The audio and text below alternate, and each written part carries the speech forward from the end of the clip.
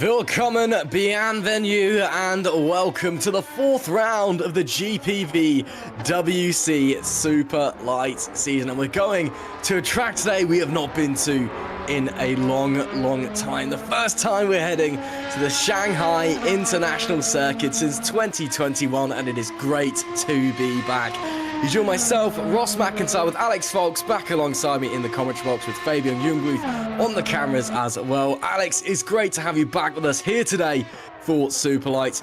And well, looking at the practice session that's just been going on, it could be a very interesting race. Absolutely, Rogue's Formula looking absolutely dominant in the practice session. Both of them having the exact same time, a 1:35.137, if I remember correctly, which is quite rare actually for two cars of the exact same team to have the exact same time. So that's quite interesting to see, and it would be really ironic if that were to happen in the qualifying session, which we're currently watching. I imagine that would be an interesting situation, really. Yeah, it should be very interesting indeed. We are just getting underway with our qualifying session, so if you have just joined us, do not panic. You have missed none of the action so far. We've still got plenty of time ahead of us.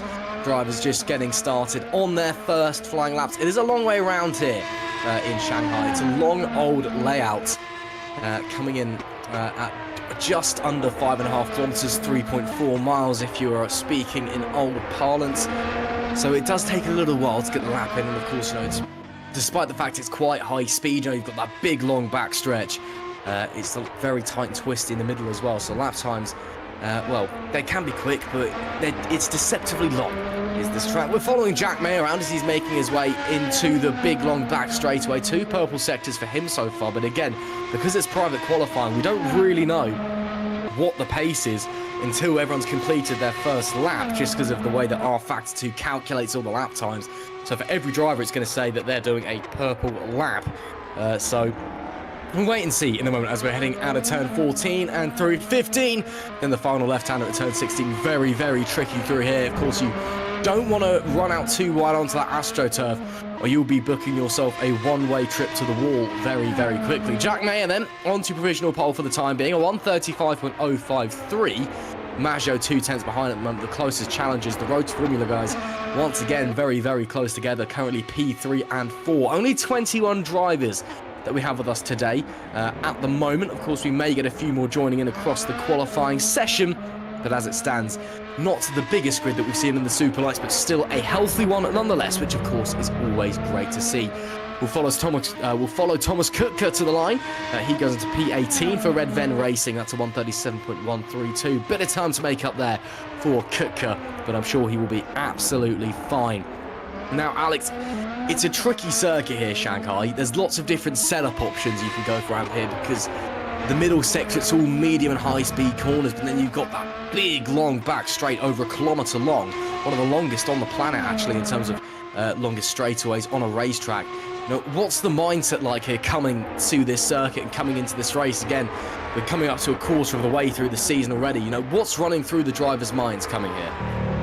Well, I mean, you've obviously got those high-speed corners, those high-degradation corners as well, which is a big concern for some of these drivers. It's going to be a long race, whether you like it or not, and these corners, they don't like keeping your tires in a good condition. You know, you'll quickly turn them into, like, hex nuts if you're not careful around here, and especially with the heavy braking zones, notably turn 14, that hairpin right at the end of the track, which is probably one of the most difficult braking zones to get right. I mean, when I was commentating FS2 last week, a lot of drivers were locking up their rear brakes into that corner and just going straight into the cars ahead of them, and Mikhail Galka might be about to demonstrate that, but I imagine it should be fairly okay for him. Obviously, FS2 is rain affected, and we haven't got much of that here, so I'll be interested to see what a dry race in Shanghai looks like, with a lot of these difficult corners too, just to pick your braking zones. There's not really any notable markers at any point around the track, really, to sort of reference from. So it's a difficult track all around for these drivers, and I don't think there's much of a mindset other than just getting your head down and getting through this race. Yeah, absolutely. It is one of the first true Tilkodromes, I suppose. Again, you said, you know, there's not a lot of braking markers, very, very wide circuit, with not a lot around either. Although we are just on the outskirts of Shanghai, where this circuit is, it was just an empty piece of land.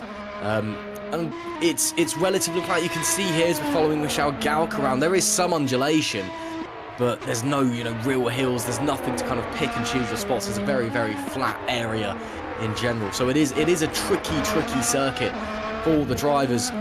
As you said, though, should be interesting in the dry. Again, Shanghai being a port city, you know, that's why it blossomed into the size that it has. It was originally just a fishing town, and then it became a real global hub of trade at the back end of the 18th and start of the 19th century. So weather can definitely come into play, but we are looking like we're going to stay dry here today, which I'm sure some people will very much be enjoying, others less so. That being said, with just over 8 minutes left in the session, it is Jack Mayer still on the provisional pole. 1:35.053 is the lap time to beat at the moment. Stephen Lexout will follow him round to the end of his lap for Red Ven Racing. He's currently put 2 green sectors in, so that's a personal best. Let's see if he's going to... Well, he's not actually set a lap time yet. That's why it's 2 green sectors. He slots into 15th, just in front of his teammate in Thomas Kutka. Davide Zanini for TTF Racing, but just behind them as well. A bit of a disappointing opening lap there for Zanini. Hopefully he can move forward a little bit. Looks like we've got 22 drivers joining in as well. Dennis Urban seems to have joined the session, so slowly but surely increasing the number of drivers that we have here today. Of course, if you are just joining us, we are midway through our qualifying session. You have missed none of the racing action in the second tier of the GPVWC career ladder. The GPVWC Superlights and the best GPVWC series, of course. On board then with the championship leader, Alex Laho, who had a pretty crazy race last time out at Suzuka. Obviously, you know, took 2 wins from the 2 in Australia and Saudi Arabia, and then Suzuka, well, a bit of contact with Maggio, and that was the end of that one. Still managed to recover to second after that crash that the pair of them had about midway through the race when they were fighting for the lead. They'll be looking to get back onto the top step of the podium here today. And, well, 2 purple sectors. That is a great start to nail in for that goal. Heading down into the final hairpin there. You ideally want to be braking just as the curb starts there. Don't want to lock up the tyres because that corner approaches you very, very fast. You're braking at well over 300 kilometers an hour. A little bit of a wobble through the final corner, but as he comes to the line, the Frenchman goes to provisional pole by just 300ths of a second. It was not the best final sector, but it was green. Sandeep Singh, meanwhile, has not had a great lap on this occasion.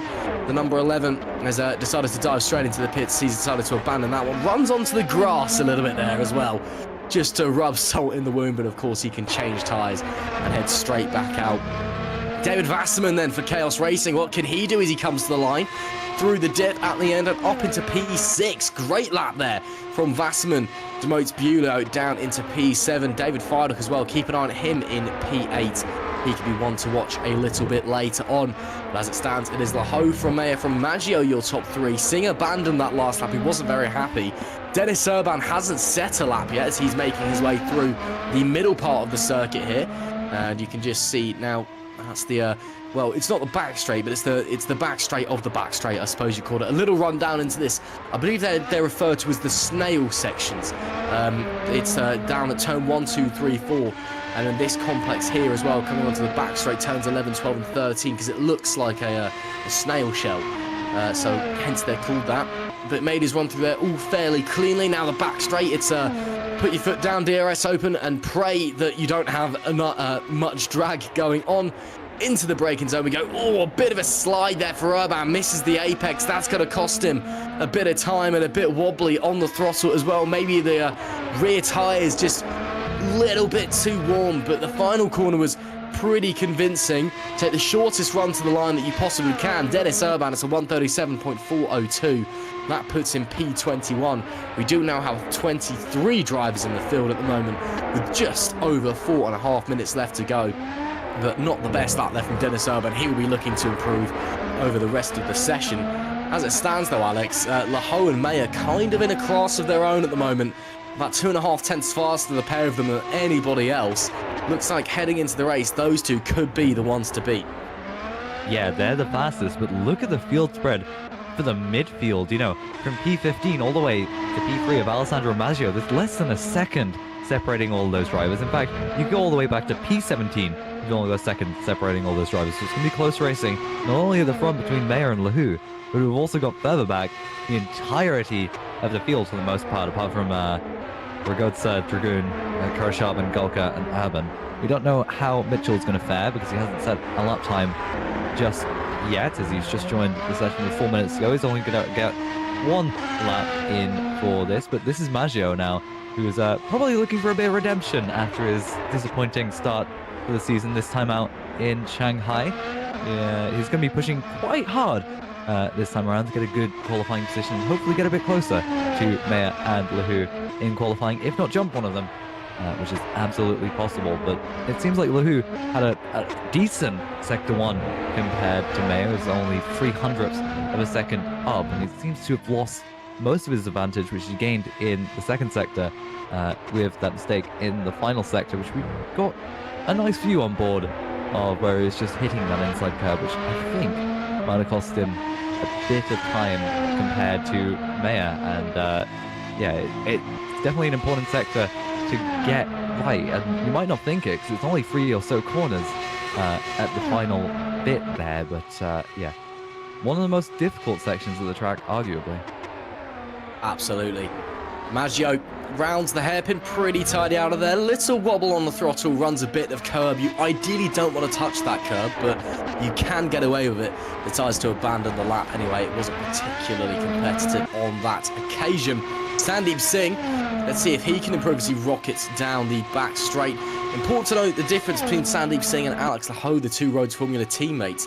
Sandeep Singh is he's still running the same engine that he started the season with. Alex Laho is already onto his third internal combustion unit. So, you know, granted, China, you've got that big back straight. Power is very important here, as Singh also abandons the lap, clatters the curb coming into the pits as well. It is very much a power track here at China, just because of that big back straight, and that could maybe justify changing engine for Alex Laho. But with 4 races in, and he's gone through 3 engine units, yeah, that's something. It looks like maybe Laho's trying to build up a championship gap early and put all his cards on the table. Maybe Singh is trying to play the long game in terms of using his engine sparingly and sporadically and playing it smart with the car parts. As Alex Laho, another purple first sector. That's a mighty first sector. That is 1.5 tenths up on the previous best through that section of the racetrack, as he comes now through the long, sweeping, winding turns of the middle sector. Very awkward braking zone this year. Braking while turning in the opposite direction to the corner, because you're still trying to get the car over to the right-hand side. Now into the second of the so-called snail sections. It's up ever so marginally in the middle sector. Try and get the front end hooked in, and then try and get the rear end rotated through here, and now it is just foot to the floor, and away you go down this long back straightaway. Of course, no slipstream to help out Alex Laho. This is a private qualifying session. It is just all about what he can do on this lap. Can Laho go even faster? Coming into the final hairpin now, very neat and tidy into the braking zone. That car looks really hooked up, doesn't it? Coming through there, so smooth on the power from the Frenchman. Final corner now, using all of the track. Oh, very sideways, Laho saves it. But that could be the potential pole time, and no, he doesn't improve. That final slide cost him 2 tenths. And maybe bit off more than he could chew. Alex Laho, Jack Mayer may still be on a lap. Oh, Vassman's had a big off into the wall. That's his qualifying over. He was up in the opening sector and up on his personal best as well. So Vassman will not improve. David Feidock on a lap at the moment. He's got a personal best in sector 1. That is green through there. Coming into the sector 2 splits very, very shortly. We will have to wait and see what the time is, but it's looking good through Sector 1. It's not particularly strong through Sector 2, unfortunately. Yellow through there. But it will be wanting to move up or move up, should I say, in qualifying as the checkered flag comes out again. David Fardok, we know he's much better in the races than he is over a single lap. But let's see what he can do, Alex, as he comes to the line.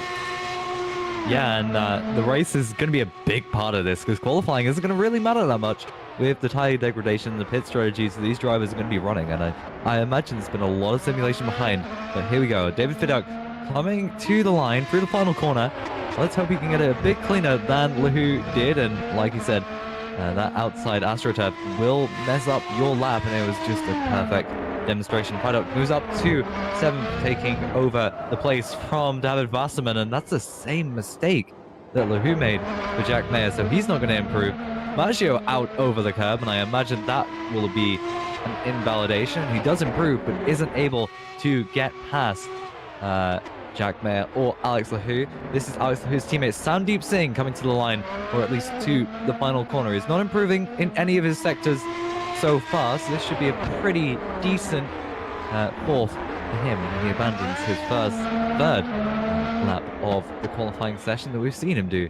And I don't think we've got any more runners that are challenging for the front out on a lap. No, that seems to be what could be the end of this qualifying session. Looks like it is going to be Alex Laho on pole after missing out on an opportunity to go even faster.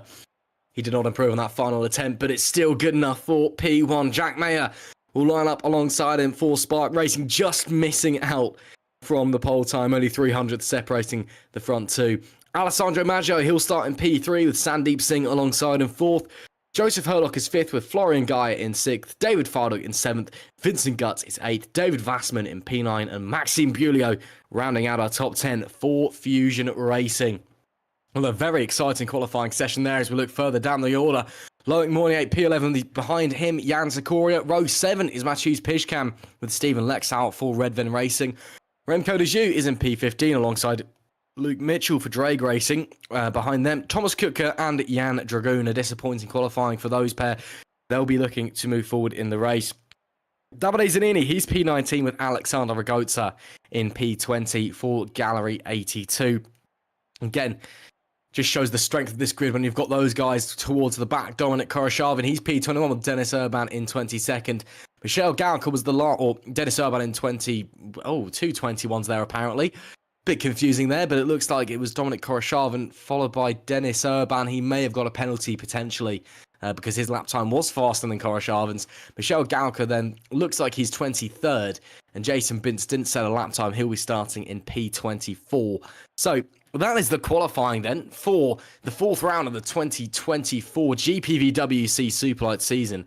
And a very, very exciting qualifying session there. We saw Alex Laho, quite frankly, bottle what would have been a surefire pole lap. Still managed to hold on to the pole lap anyway.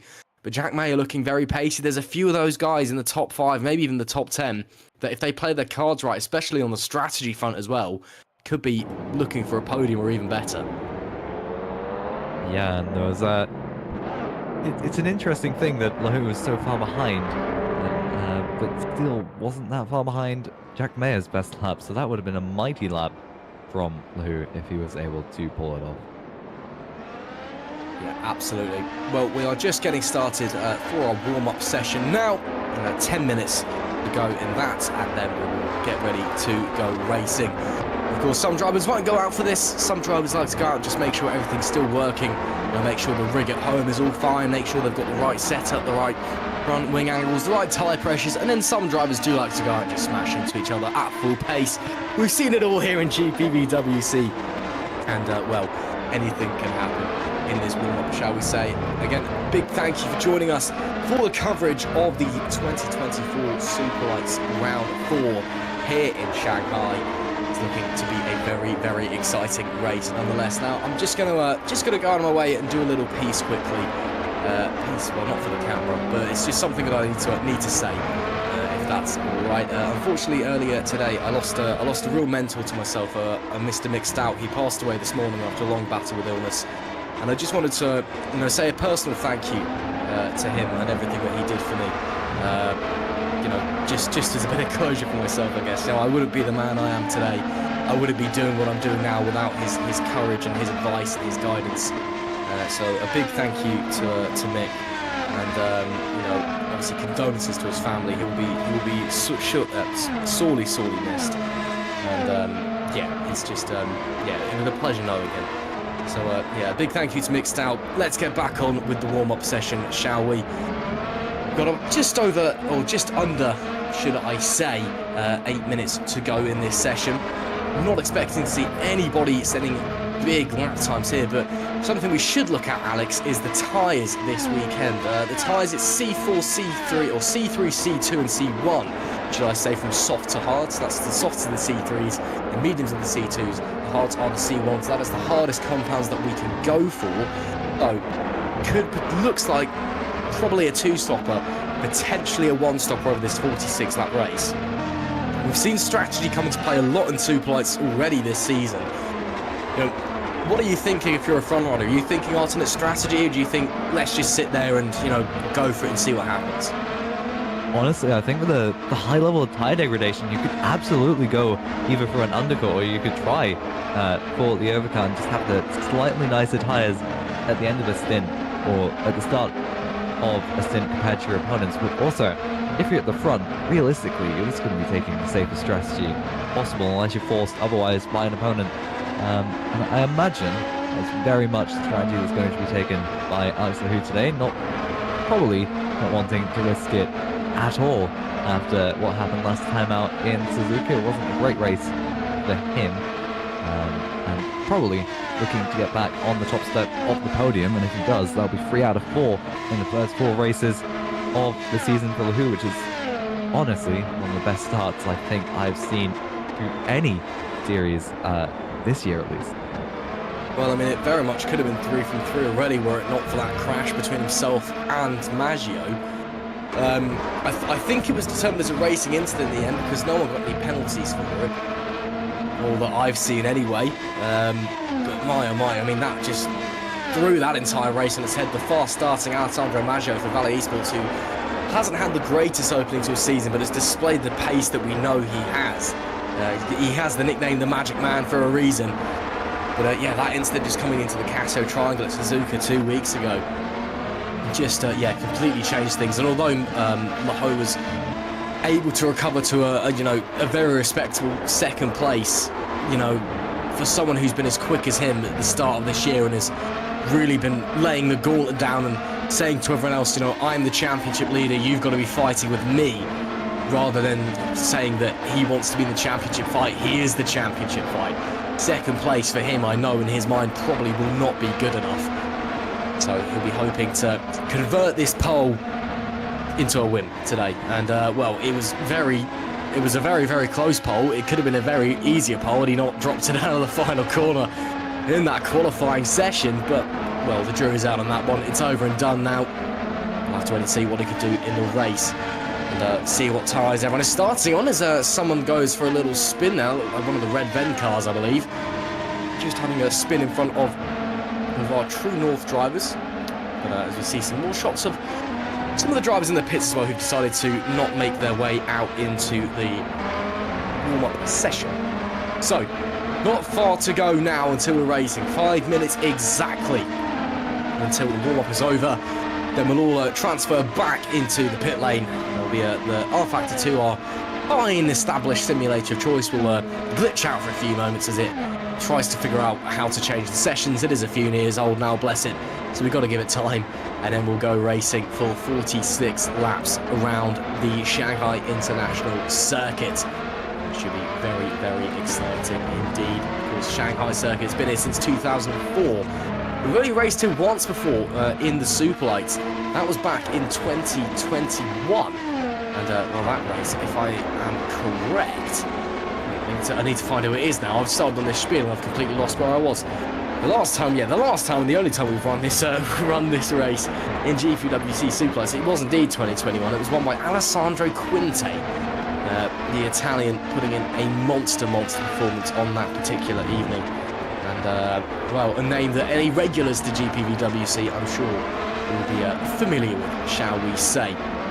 But, talk of GPVWC, if this is your first time joining us, if you're a newcomer to GPVWC, hello and welcome. It's a pleasure to bring you all of the action. Myself, Ross McIntyre, with Alex Foulkes alongside me in the commentary box, and Fabian Jungbluth on the cameras here tonight. And, well, it's a pleasure to bring you the fourth round of the GPVWC Superlights Championship here in Shanghai. If you fancy getting involved, if you think you've got a bit of a sim racer in you, then make sure you check the links in the description. You can head over to the website, gpvwc.com, to find more about there. You can head over to the Discord as well, which is where most of the admin is done. Of course, we don't bite. Feel free to come along and join us. And again, if you're just watching on and you're a regular viewer, yeah, welcome back. Same as always, you know how it is. We're going racing once again. And again, if you have any inside information that, you know, myself or Alex may not know, feel free to put it in the broadcast chat or do message us over at Discord. We don't bite. Any information is more than welcome because it helps us understand the race more. And if we understand the race more, well, you can understand the race more. And it just paints a bigger picture, shall we say.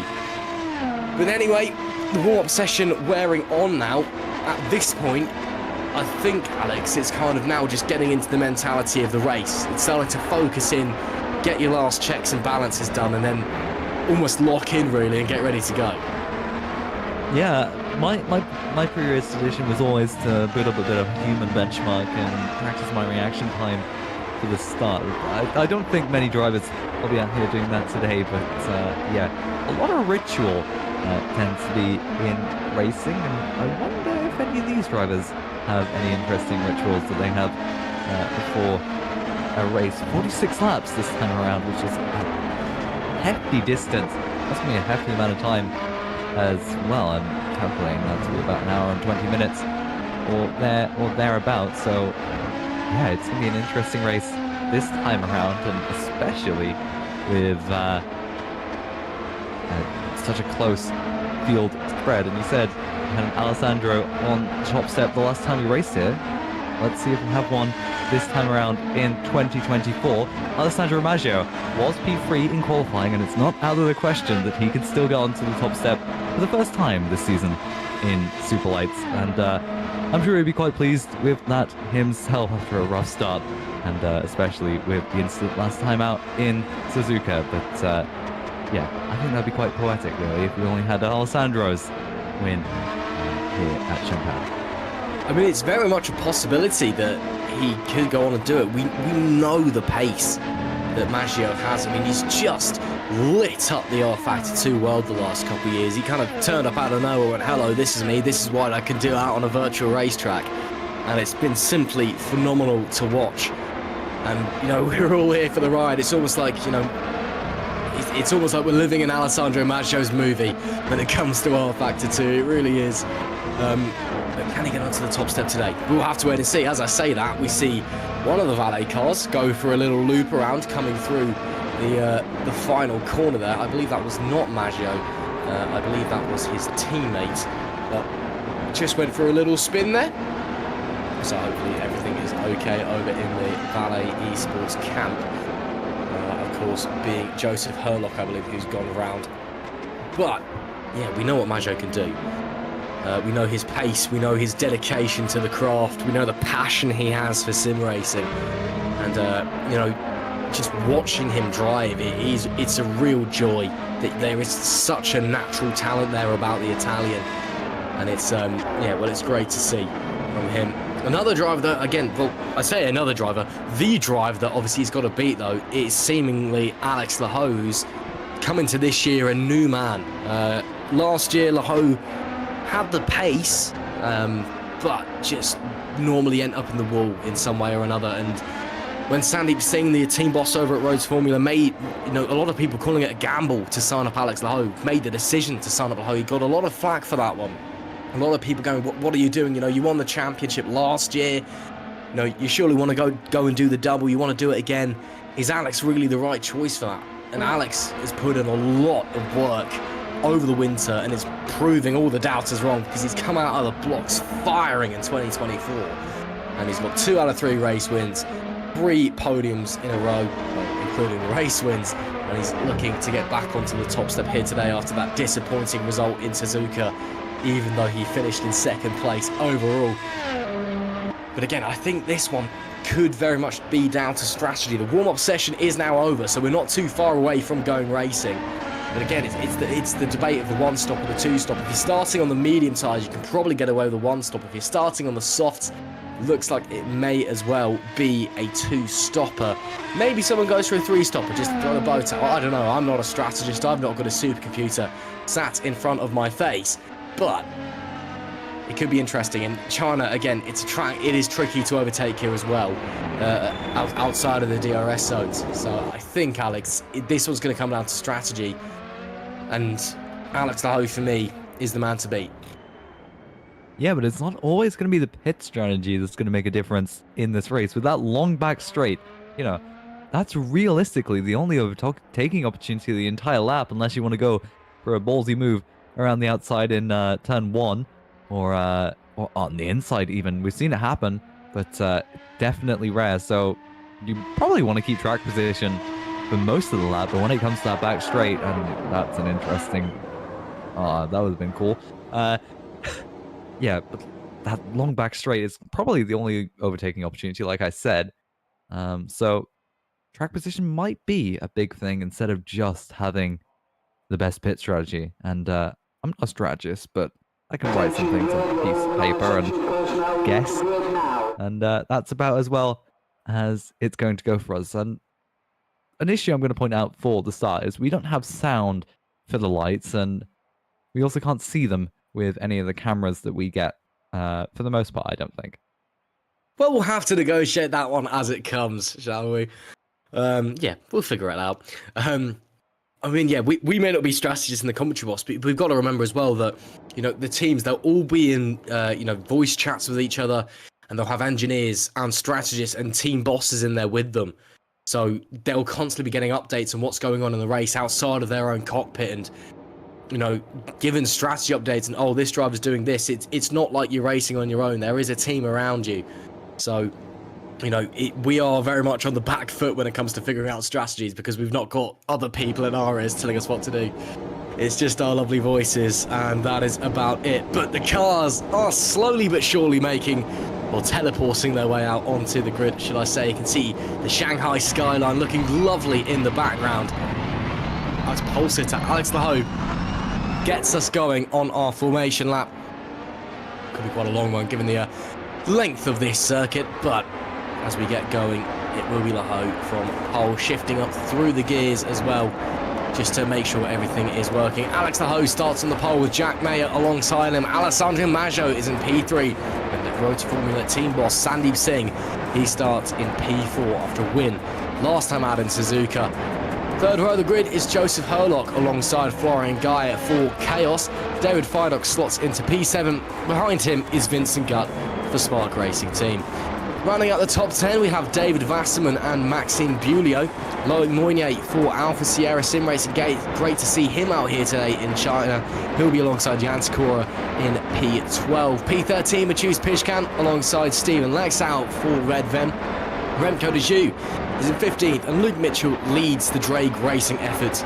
He will be starting in P16. Thomas Cook is 17th, behind him Jan Dragoon, who continues to improve race in, race out. Davide Zanini, the Panini, starts in 19th with Alexander Ragozza rounding out our top 20. Dennis Urban starts 21st with Dominic Koroshavin in 22nd. Michelle Galka is 23rd, and rounding out our grid today is Jason Bintz, or Jansen Bintz even, in P24. That is our grid of 24 drivers here today in China. Alex, looking at the grid, we've talked about Mayer, we've talked about Maggio, we've talked about Singh, but really, as a betting man, your money's got to be on one person, and that is this man right here, Alex Laho, looking to make it 3 wins out of 4. Yeah, he's been strong all season round, and this is definitely his best opportunity to hold on to that and get the momentum back that he might have lost last time out in Suzuka. It's going to be an epic race nonetheless, as we're waiting for the entire grid to pile their way around that final corner, hopefully without incident like we saw in the Formula 1 race, and no names being named there, but yeah, we're starting to approach the grid, and Wahoo will assume his grid spot, and yeah, I think we might be about to see that issue with the start lights, or hopefully we'll actually see them this time around. Well, we've had no issues on the formation lap, so it just shows that GPVWC Superlights drivers are better than Formula 1 drivers, and quite frankly, who needs Formula 1 when you've got GPVWC getting ready to go racing for 46 laps here for the 4th round of the Superlights series at the Shanghai International Circuit. The red lights, come on, it's time to go racing. The lights go out, we are underway. A good reaction from Jack Mayer, but Laho uses that power of the road to Formula to draw ahead, but Mayer to the inside line, coming into turn 1. Can Mayer squeeze his way through? No, Laho slams the door. Maggio holds on to P3. Bit of a wobble from the Spark Racing driver there. Oh, another one there. That's going to cost him time. Yellow flags are out, but it looks clean for the most part. Action further back in the pack as well. We've got the Red Ven and Drake Racing guys scrapping for position, but Laho holds the position for the moment. To the inside goes Jack Mayer. Brilliant move, wonderful move, and the leading move, but it's not over yet. They're banging wheels, the pair of leaders. Laho to the inside. This is brilliant racing. Round the outside goes Jack Mayer. Jack Mayer, take a bow, surely. Yes, he's done it. Brilliant stuff from the reigning FS1 champion to take the lead. A huge ding-dong on this opening lap here in Shanghai. Maggio watching behind, waiting behind his Mayer. Takes the lead once again. Laho in a position where he's lost the lead early doors in a race. How does he respond on this particular occasion? On board with Alessandro Maggio, the Italian. Going to try and use the slipstream this time. No DRS, of course, at the moment. Just having to rely on the car in front, Sandeep Singh. looking to try and go defensive behind as well, on board with Laho on the run into the hairpin. Does he go for the dive? He has to go the long way around. Mayer will have the inside. Another compromise this corner is that. Oh my goodness me, Maggio goes through. Where did that one come from? Alessandro Maggio. Oh no, he's not come through. He tried to go through, should I say. But Maggio still charging nonetheless. And that one's over and done. Goodness me, I'm struggling for breath here already. Jack Mayer leads after a titanic tussle on the opening few corners. With Laho in second, Maggio rounding out the podium. The man we're watching right now, Sandeep Singh, just about holding off Joseph Herlock. 4P4. But it's neck and neck stuff, nip and tuck stuff up the front at the moment as Mayer tries to assert himself a lead, tries to bolt away from Laho and break this DRS early. That could be pivotal in deciding this race early on. Yeah, Mayo have an excellent run in lap 1, using that downforce to just excellently stay alongside Laho and just stay ahead, and he just achieved it beautifully. That move into turn 4 was just absolutely perfect from Mayer, and this is even better racing. Florian Geyer and Stephen Lexar, it's a great move. No space given, but still got past, and this is the kind of racing that I really hope to see, and we've seen it already. We're only on lap 2, and this is the quality of racing we're getting. Mayer absolutely flying up front.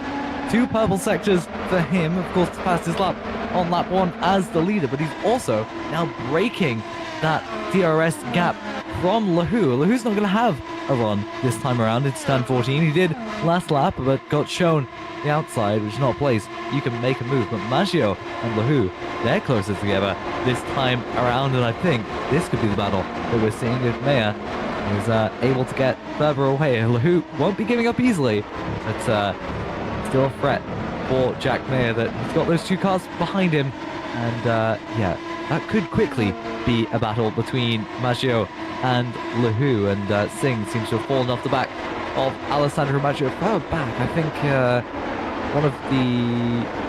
I actually don't know, but someone got a penalty off the start, probably a jump start, which is a drive-through penalty for them, and it's not great. We've already got 2 drivers out of the race nowadays, Zanini and Urban. So yeah, it's a quick race for them. 1 lap for them as we go on to lap 3. DRS will be available this time around, but for Laho, that gap is just on the cusp. But it'll be very interesting to see whether Laho will have the DRS benefit, or it'll be an interesting and easy pass for Alessandro Maggio. But yeah, it's going to be a matter of defending into that final corner. But Laho has had a monster run in the final sector of this lap, or at least the second sector of this lap, as we head to the stadium section. That's what I'm going to call it instead of the snail section of the second. But Maggio is right on the back of that Road to Formula car, and this could very well be the pass for P2, heading towards the DRS zone now. The first time in this race they're going to have DRS along that back straight, and here we go. Laho gets the DRS for Mayer, but so does Maggio. Maggio seems to have the better run on Laho, and he's going to go down the inside, or at least he looks for it, but Laho's deep, and he's going to get a better exit on the outside. But Maggio just forcing Laho into a slight error, but they've also gained on Mayer further ahead, and I imagine Maggio won't be wanting to fight Laho too much with Mayer being such a threat. Well, the Magic Man tried performing a miracle once again, but this time it all came to naught. He has to hold on to P3 for the time being as we head through this opening sales section. Really, really tricky. You've just got to trust the front tyres, as you've got to scrub off that speed as well. It's so brutal through there on the rubber, but you've got to rely on it nonetheless as we come into the first hairpin here, the first true hairpin, should I say. And now into the tricky middle sector. Mayer just inside DRS range at the moment of Laho, but it's not over and done yet. There's still a long way to go in this lap before we get to the big back straight. But Jack Mayer, what a great race he's had so far. I mean, again, it's only been 4 laps, but just launching his way to the front.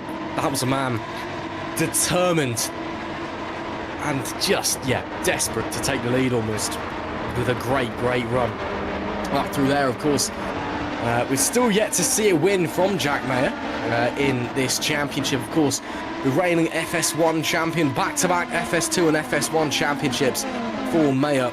We know how quick and how brilliant he is, but so far the best result to his name was second in Saudi Arabia and a couple of finishes low down in the points. He'll be desperate to try and get onto the top step and show his worth and be the first race winner as well outside of Road to Formula in this race. Of course, let us know how you're feeling. Let us know who you are supporting at home with the hashtags GPVWC or hashtag SL2. And of course, keep putting your comments in the live stream chat. Myself and Alex, we are always reading them. And well, we're mainly keeping an eye out for just to try and see what's happening and see if anyone knows anything that's going on. As we begin our 5th lap here, Maggio still, I wouldn't say stuck behind Laho, but it's almost like he's just wedged there, is the term I'd use. It's not that he has a clear pace advantage, but he just can't find a way through on the Frenchman at the moment. We'll have to wait and see how it's all going to unfold. Or a bit of a mistake on the exit of the mid-corner there from Maggio. That allows Singh to close up just a little bit, but no real overtaking zones coming up at the moment, given this stage of the race. So Maggio can just breathe easy, recover, recuperate, and get back on that grind, get back on the hustle, and keep pushing it forward. The Italian destined for some strong result today, surely. Currently running in P3 is the Valet Esports driver, the Italian man in the Italian car. He's doing a great job at the moment as we head onto the back straight. He will be in the DRS range, but is a bit further back from Laho than the previous lap. Laho is closer to Mayer than the previous lap. Let's see if we've got any changes or we've got a bit of a DRS train forming, which is what I fear may be happening on board with Maggio. If we come into the braking zone, a little bit late on the brakes there from Maggio, but manages to get the thing anchored and stop. That was great stuff into there. If he's able to brake that late into the corner, it was about 10 meters later than what I was expecting. So great stuff from the Italian as he just hustles the car around the final corner. It's a surprisingly physical circuit, China. You really have to use a lot of steering wheel and muscle the car around where you want it to go. You can't really rely on the car's grip just naturally taking you where you want it to go. You do really have to kind of stick your elbows out and really push the thing and show it who the boss is as we come through the opening turn. Once again, it looks a bit like at the moment Maggio is slightly stronger, Alex, through the opening sections, but Alex Laho, with that new engine on board, when we get to anything that's a straight line, is just putting a bit of a gap. Yeah, and Maggio was actually struggling to keep with Laho in the second sector of the circuit, and I'm not sure if that's dirty air or that's tyres. It could be a mixture of both. The dirty air's probably going to cause the tyres to degrade a bit faster for the drivers behind, and definitely Joseph Herlock, who's got the wake of 2 cars ahead of him, maybe 3 at this point, and yeah, it's going to be a struggle.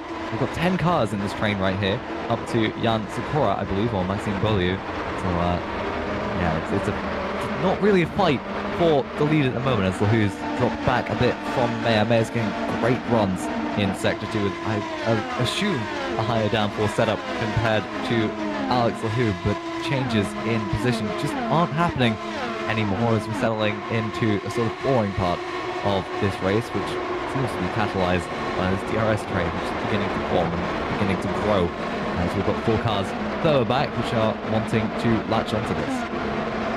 Absolutely. Oh, battles further back. Here goes Jansen Bins to the outside of Jan Dragoon. Oh, almost touching wheel to side pod as it becomes 40 laps left to run. Great move there by Jansen Bins around the outside on the loud pedal. That is as sweet as they come from him. Jan Sikora, meanwhile, currently running P15 for TTF Racing, the only TTF effort still in this race after we unfortunately lost Zanini on the opening lap. Sikora doing a respectable job at the moment. We go back to Maggio up the front in this battle for second place. He's closed up to Laho on the previous lap. Sandeep Singh and Joseph Herlock have also closed up to him, and look at that, David Feidock. He's there in the background, maybe getting involved in this conversation. It could be that Jack Mayer, Alex Laho, is being a bit of a godsend for that. Just been told in my ear that Jan Sikora apparently has dropped back from where he was, so a shame for Jan Sikora. Yeah, so Sikora dropped back from where he was. That, I believe, may have had a drive-through or something along those lines, actually. So that's a real shame for Jan Sikora, but doing a strong job nonetheless. He's had a bit of a rough season here and there, a few points finishes, but nothing to show for it overall. A bit of bad luck going his way. Let's see if he can get back into the points, but back to this battle up the front. Once again, looks like we got a DRS train on our hands. Laho versus Maggio could potentially be happening if Maggio fancies a dive. No, decides against it. Does get very close though, and actually has to stick his nose out a little bit to not run into the back of the Frenchman, and gets a big kick of oversteer on the upshift as well into what is third gear, I am presuming. So Maggio just getting stuck, but actually it looks like the hose closing onto the back of Meyer. So maybe Meyer, the pace is dropping, or maybe Meyer's just pulling the pace back a bit, potentially trying to do some tyre or fuel saving. This battle for second could very, very quickly be becoming a battle for first. But look at that.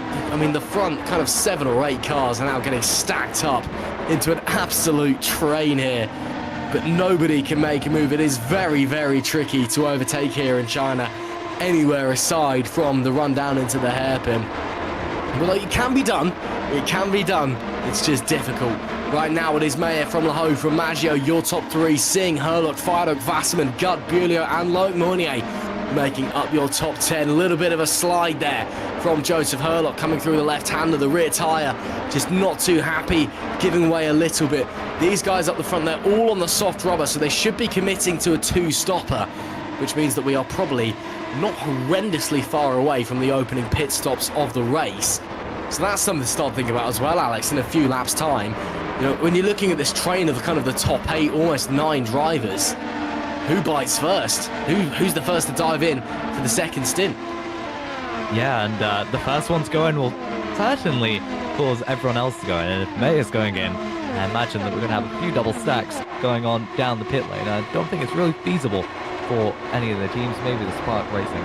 But other than that, we haven't got many teams that can do that double stack. But just look at the gaps between these cars. They're basically non-existent when we're going down that back straight, thanks to the DRS keeping those gaps relatively neutral. But Lahu, like you said, is slowly catching up to Meyer, and it seems like Meyer's just dropping back the pace a little bit in Sector 2. That being said, he was faster than Lahu that tour around of Shanghai, a bit faster in Sector 1 on that lap, and that seems to be the story for the most part of this entire race, where Lahu is just trading blows with Meyer through the sectors, and the only chance that he's really going to have if Meyer makes a mistake further on along the lap is going to allow him to get close enough to make a pass on that back straight, and we're just seeing the consequences of no driver being able to get close enough for that back straight and just losing out in that sort of backed corner where they can't keep the speed due to the dirty air behind them, or maybe they're just trying to save their tyres a little bit to use a bit later on in this stint, where they might be going for a bit of a long stint or an overcut compared to the cars around them. Absolutely. Not too far away from the first pit stops then. We'll have to wait and see what is all going to unfold. But if you are just joining us, hello and welcome to the 4th round of the GPVWC Superlights season here at the Shanghai International Circuit. It has been a fairly steady race so far. It's a race of tension rather than a race of action at the moment. Jack Meyer taking the lead on the opening lap from Laho after going side by side for almost half a lap there. A great move by Meyer. A few DNFs, a few drive-through penalties, but apart from that, it's all been settling into this train here. Has got a little lock up there. That could potentially open the door for Maxime Bulio later on. And so far, everyone's sitting in this train in the top 10, or top 9, should I say, and just waiting for the opportunity to strike, waiting for the pit window to open and to see what they can do differently to try and one-up their opponents out on the virtual racetrack. Gut looks like he's got away with that slight mistake there then, down into the hairpin. He's going to hold on for the time being. Again, just shows how difficult it is to overtake here in Shanghai. Even if someone's making a mistake, you still can't find a way through on them. And the Spark Racing driver currently P1 for his teammate. I'm sure he'll be trying to look to move forward, Will the German, and try and get as many points for the team as they possibly can. As it stands, Meyer from Laho, from Maggio, your podium runners. As I said though, more a race of tension than a race of action at the moment. It's everyone just settling into the rhythm and seeing what's going to happen as it stands. So we'll wait and see how it's all going to unfold. It's still a very exciting race on our hands. Up the front though, Meyer still holding on to a lead that has been fluctuating, but it's still stable at just under a second. Somehow Laho unable to capitalise on that DRS, really. Maggio looking a little bit further back on Laho this lap than previous, so I don't think he'll be making any moves anytime soon. We also know Sandeep Singh, he's running a very old engine at this point, so it's maybe lacking a bit of that straight line speed that everyone else is getting. As Laho closes up once again to the back of Mayer, and then coming out of the corner, Mayer looking absolutely mighty. As there goes Stephen Lexau on Loic Mournier. Textbook manoeuvre there on the brakes, down into the hairpin. Just up the inside, close the door as you're going as well. Page one stuff, but super effective. And super efficient as well. Stephen Lexau gets into the top 10. Loic Mournier seems to be struggling for pace a little bit at the moment. Florian Guy also closing in on the Alpha Sierra driver, currently running in P11 now. Jan Sakura not far behind for TTF Racing as well, so Loic Mournier might just need to rest and recover, or maybe needs to come for a pit stop. We are unsure what the situation is down at Alpha Sierra. Yellow flag out in Sector 3. Looks like Michelle Galka. Oh no, that's Alexander Ragotsa, I believe. He's had a spin somewhere. Looking like he's going very slowly. He's already a lap down, is Ragotsa. So having issues is the Gallery 82 driver. It looks like he's managed to get it going again. Doesn't look like a mechanical issue because he's still running, you know, fairly decently down the... Oh, it might be a mechanical issue, actually. That was not a strong corner, so Ragotsa may have had an issue or may have had an incident somewhere. I'm sure we'll be seeing him dive into the pits. Indeed we do. Let's just follow Ragotsa into the pit lane, see what he does from here. It's lap 11. This is the first pit stop we've had of the race, but the Polish driver, of course, he's not within the top 10. But it's just going to be interesting to see what he can do as he comes in. The virtual pit crew will service the Gallery 82 machine, and actually he's retired from the race. That's a real shame. Ragotsa becomes our third retirement. That is a massive shame for the Polish driver. That makes it 3 retirements. He joins Urban and Zanini. We've got a replay here. Let's just see what happened. So this is a replay of the start, actually. So this is the 2 that we've lost already. That's Urban and Zanini. Here's Dennis Urban. So lights go out, gets a decent launch. Oh, that's a disconnect. Oh, it's a disconnect, or something's gone very wrong there for Dennis Urban. What a big shame. Here's Davide Zanini, meanwhile. What happened to him when he retired on the opening lap? He was running fairly towards the back as it goes. Got on the brakes. Oh, locked it up and just collected. And without a rear wheel, that's the end of that one. A real shame for Davide Zanini. A small mistake. Blown up to massive proportions. Oh, and Alexander Ragotsa apparently didn't have a front wheel the previous lap. Okay. I mean, so he came into the pits to get that repaired. I'm very confused at what I'm watching now right now, Alex, but it looks like a lap before Alexander Ragotsa retired, for some reason or another, the front left tyre just didn't exist anymore. So you are allowed to drive your car back to the pit lane, but I'm intrigued to see exactly what the damage was there for Alexander Ragotsa. Oh, did he lose a wheel in this incident as well, did he? So this was much earlier on then. Oh, so this was much earlier on. So he came through, but then he had another issue later on. Or he just decided, you know what, I've had enough for whatever reason. It may have been he's had a spin somewhere. So that was what originally demoted Ragotsa down the pack. And then his retirement later on, there's been an issue somewhere and he's decided to call it a day. Potentially Ragotsa had a brake failure. That's just me putting theories out at this point, though, because it doesn't seem like he had much of an issue with steering going into the pit lane, or at least looking from his onboard. So that was an interesting retirement. We were just getting a bit fed up after that unfortunate start to this race this time around. Here we go.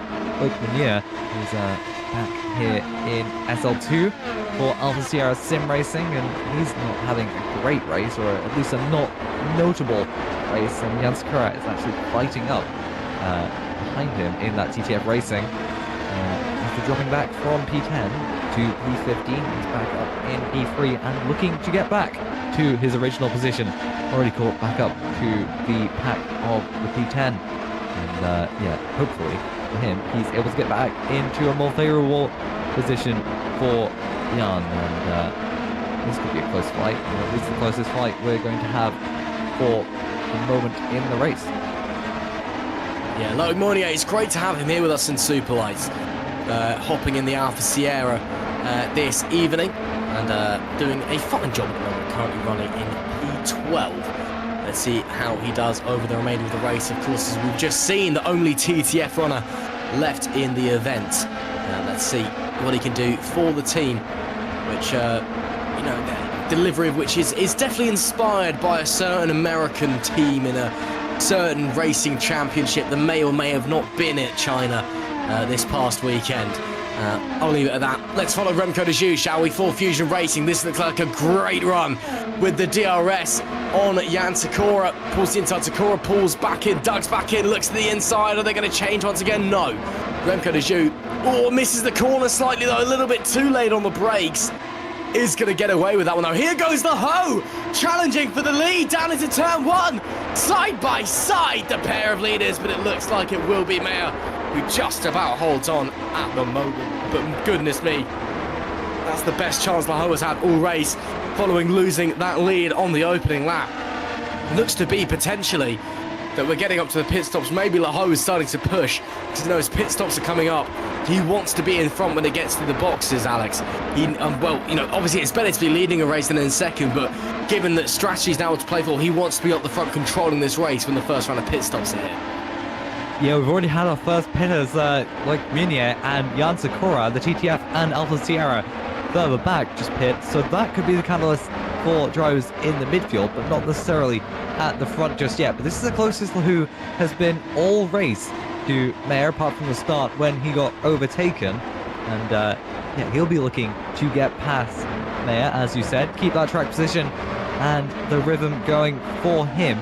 That was going to be a great move around the outside of turn one if he was able to get that done, but he was 4/10 faster the lap before, and I don't think he's going to keep that pace this time around. Losing a bit out in sector 2, about 3/10 there or thereabouts. But here's Sandeep Singh looking at the outside of Alessandro Maggio, and Maggio not making it too difficult for Sandeep Singh, who I imagine now is using up a bit of the energy, which it seems to be he was saving earlier on in this race, and now Road's Formula second and third in the podium positions right now, and Lahu still on the back of Mayer, not as close as he was last time around, but still very much in overtaking ranks to be able to stay this close as we're approaching the first round of pit stops, reaching a third of the way into the race.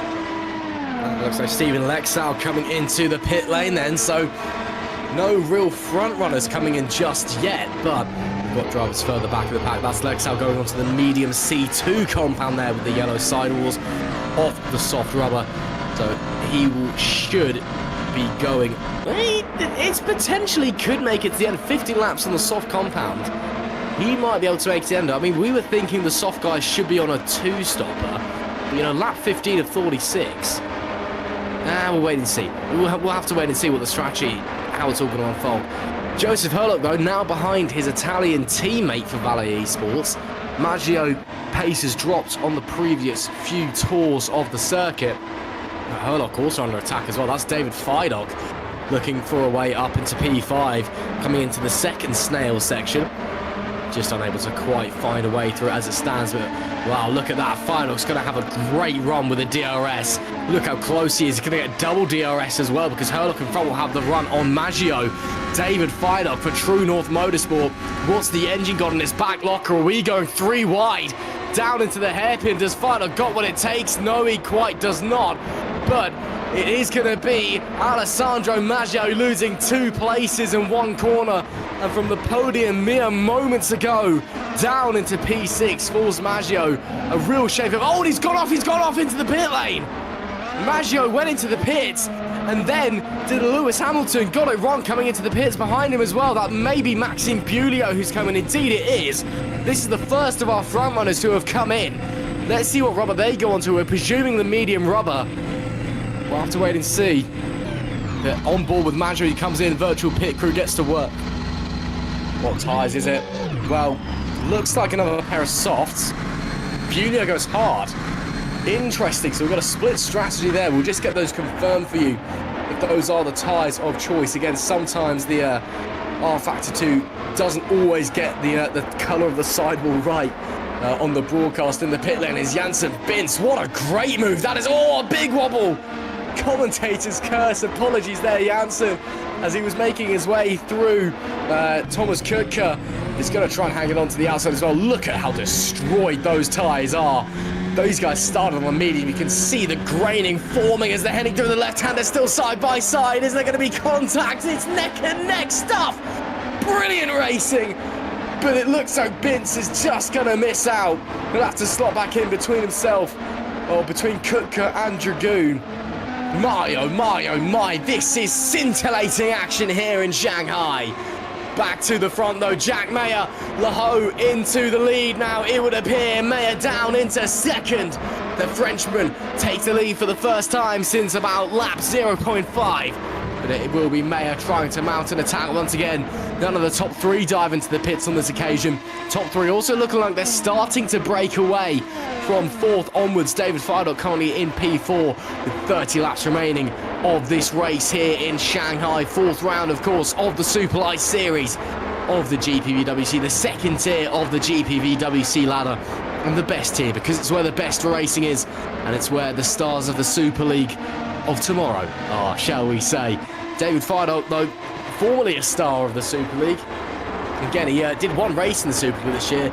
Then, well, he announced his retirement full stop from GPVWC. Then he deleted that announcement from his Twitter or X page or whatever it's called now.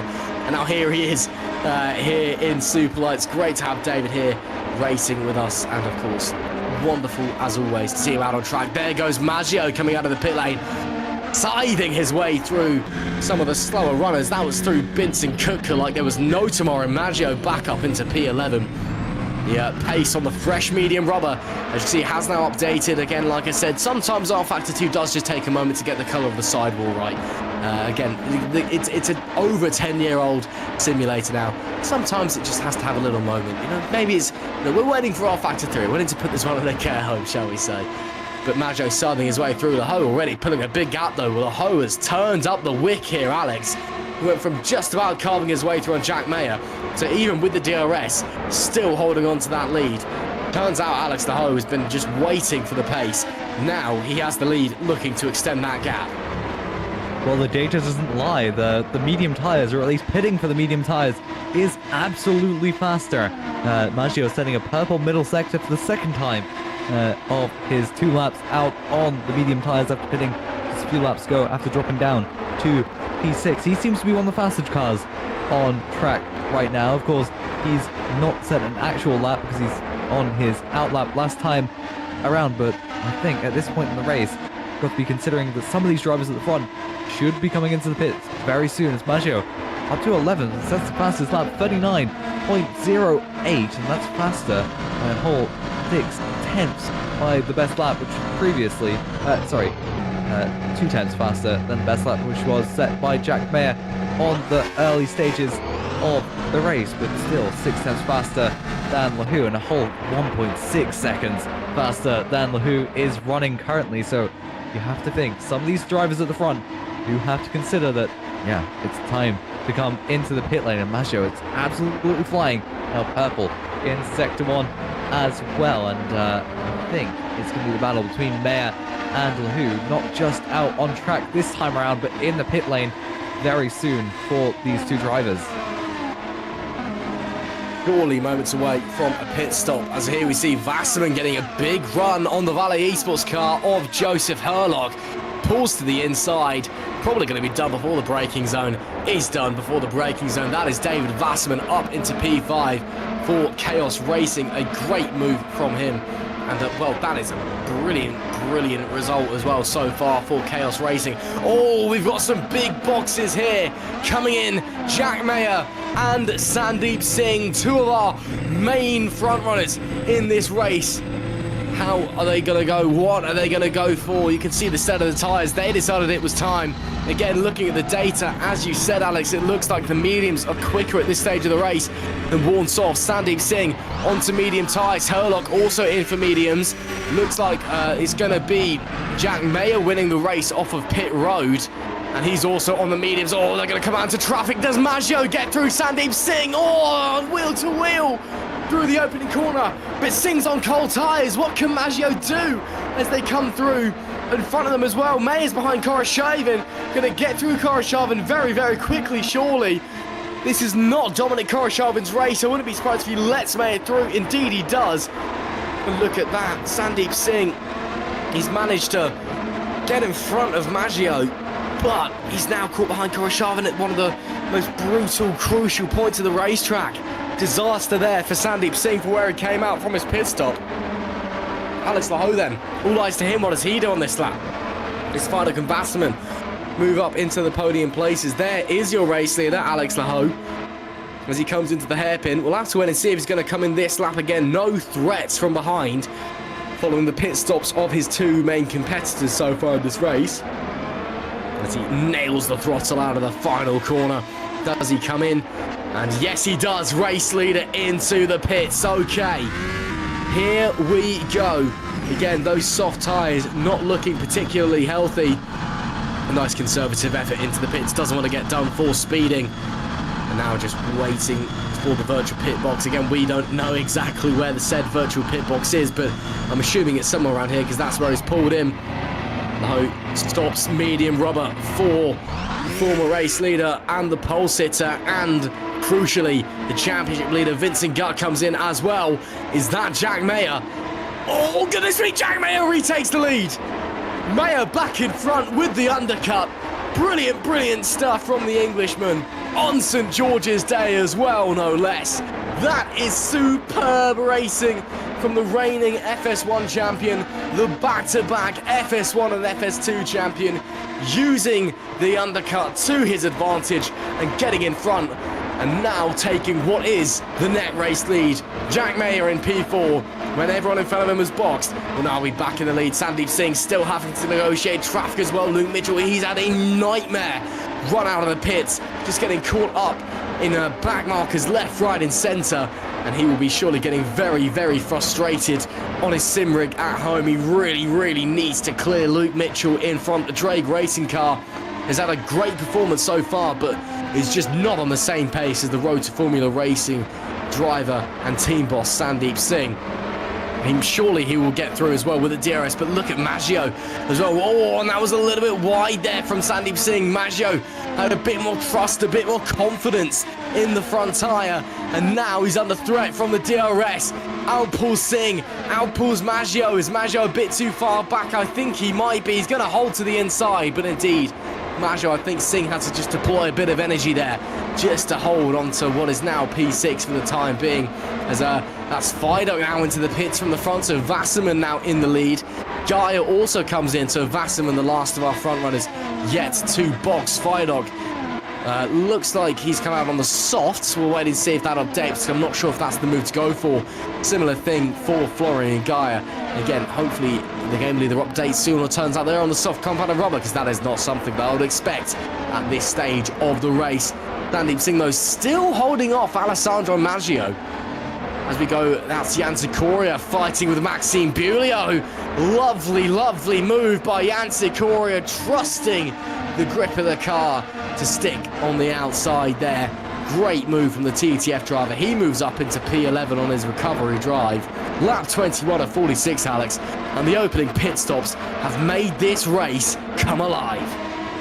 Yeah, and Mayer was absolutely flying on those tyres on his outlap just to try and get past Alex Laho. He set the fastest sector free, and yeah, he was just absolutely going pedal to the metal in order to retake that net race lead. David Wasserman, the only car yet to pit aside from Thomas Kutka, or I might be mistaken on that one, but Wasserman at the front and still on those soft tyres. 20 laps he's nursed them around for. I imagine he'll be coming into the pit lane very soon, but Maggio is still pushing behind Sandeep Singh, unable to get past this time around unless he's going to go for a very late lunge.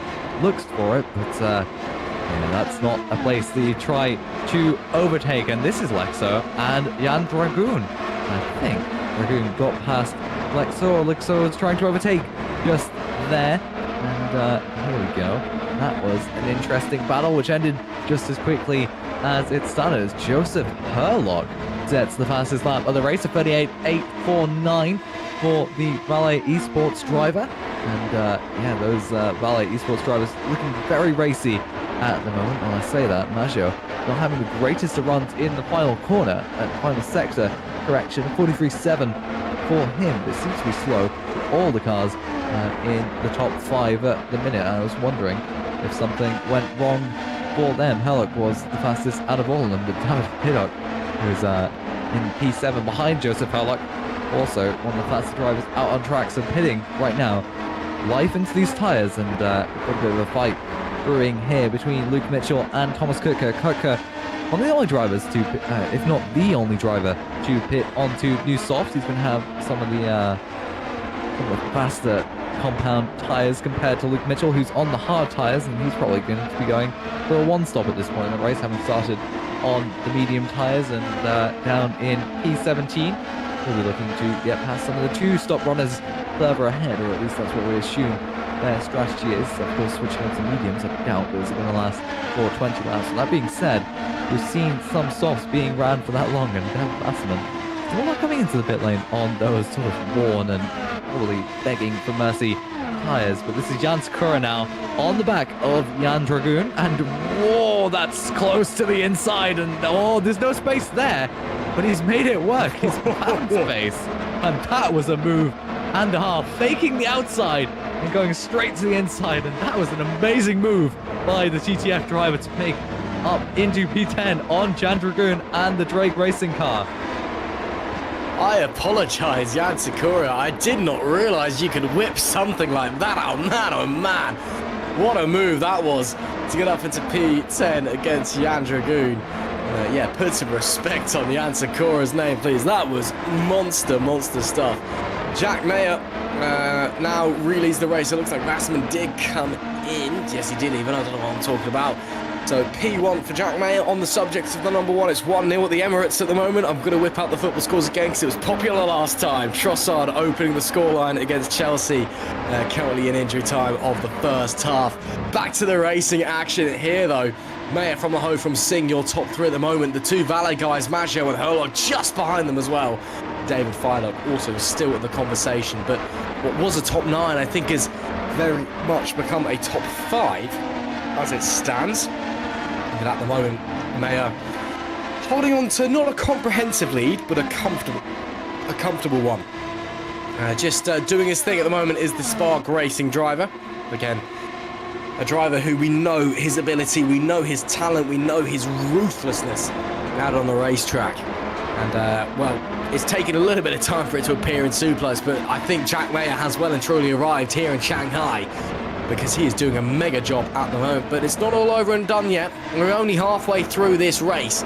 Still a long way to go. And, well, still many battles to be had as Jan Dragoon still trying to get back through Sakura, as Maxime Bulio also having a look on this battle for P10. And Loic Moynier, tell you what, he's not that far behind either, is he, if these guys keep fighting? That's Bulio looking to hold Moynier off, in fact. And Moynier, was that going the wrong way around? Yes, it was. Banging wheels with Jan Dragoon as well. And there goes Bulio to the inside. Oh, goodness me. You can't script stuff like that, can you? Through goes Bulio after losing both positions, because these two got in a bit of a touchy scrap. Brilliant racing action on display here at the Shanghai International Circuit. And Jan Dragoon not far behind. Loic Moynier looking to try and get involved, have a word. Florian Gaia also potentially getting involved in this battle. He's just behind them as well in the Chaos car. Oh, goodness me.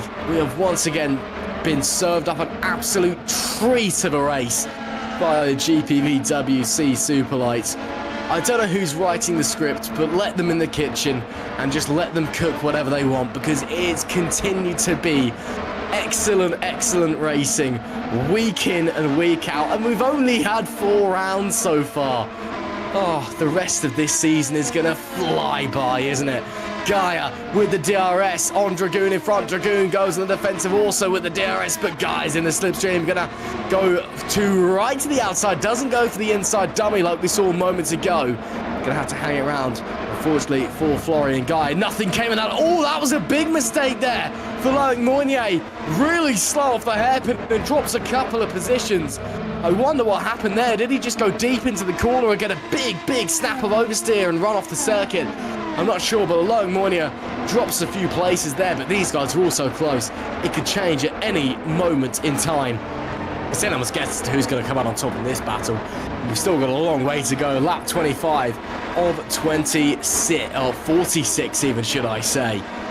So a big race ahead of us for the remainder of this one as they make their way. That's coming through turn 5 and into 6 on board with Gaia. The German driver doing a great job, of course, with the best helmet in GPVWC overall, and I'm definitely not biased as a Sebastian Vettel fanboy, but my oh my, that is a good-looking helmet, isn't it? Flying through the left-hander, now the right-hander. Now this is the hardest part of the circuit here. You've got to draw the car over to the right while braking. Could have been a bit further over there for Florian Gaia. Now punch the throttle, coming up to the second snail section, to which I originally thought was a grandstand many years ago when I was playing F1 Championship Edition on the PS3 back in my youth. But I think it is actually just an advertising board. Just it looks like a grandstand, which I've never understood that on the outside of this circuit, but hey-ho, do what you want to do, Shanghai, I suppose. Now, we'll stay on board with Gaia with the DRS. Dragoon does not have DRS, so this should be very, very simple. To the outside, does he dump it? Oh, Gaia backed off. Interesting. Oh, and that might be why backed off, because there's Remco de Jew.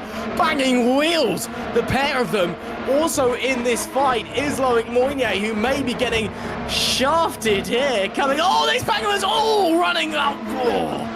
Loic Moynier got a big shove there and almost saw himself facing in the wrong direction to the inside now. Oh, and he is facing the wrong direction. Loic Moynier catches the half spin. That was coming. Those two have been banging wheels for half a lap. The aggression, the tempers were flaring. And Loic Moynier in the end comes up on the worst of it.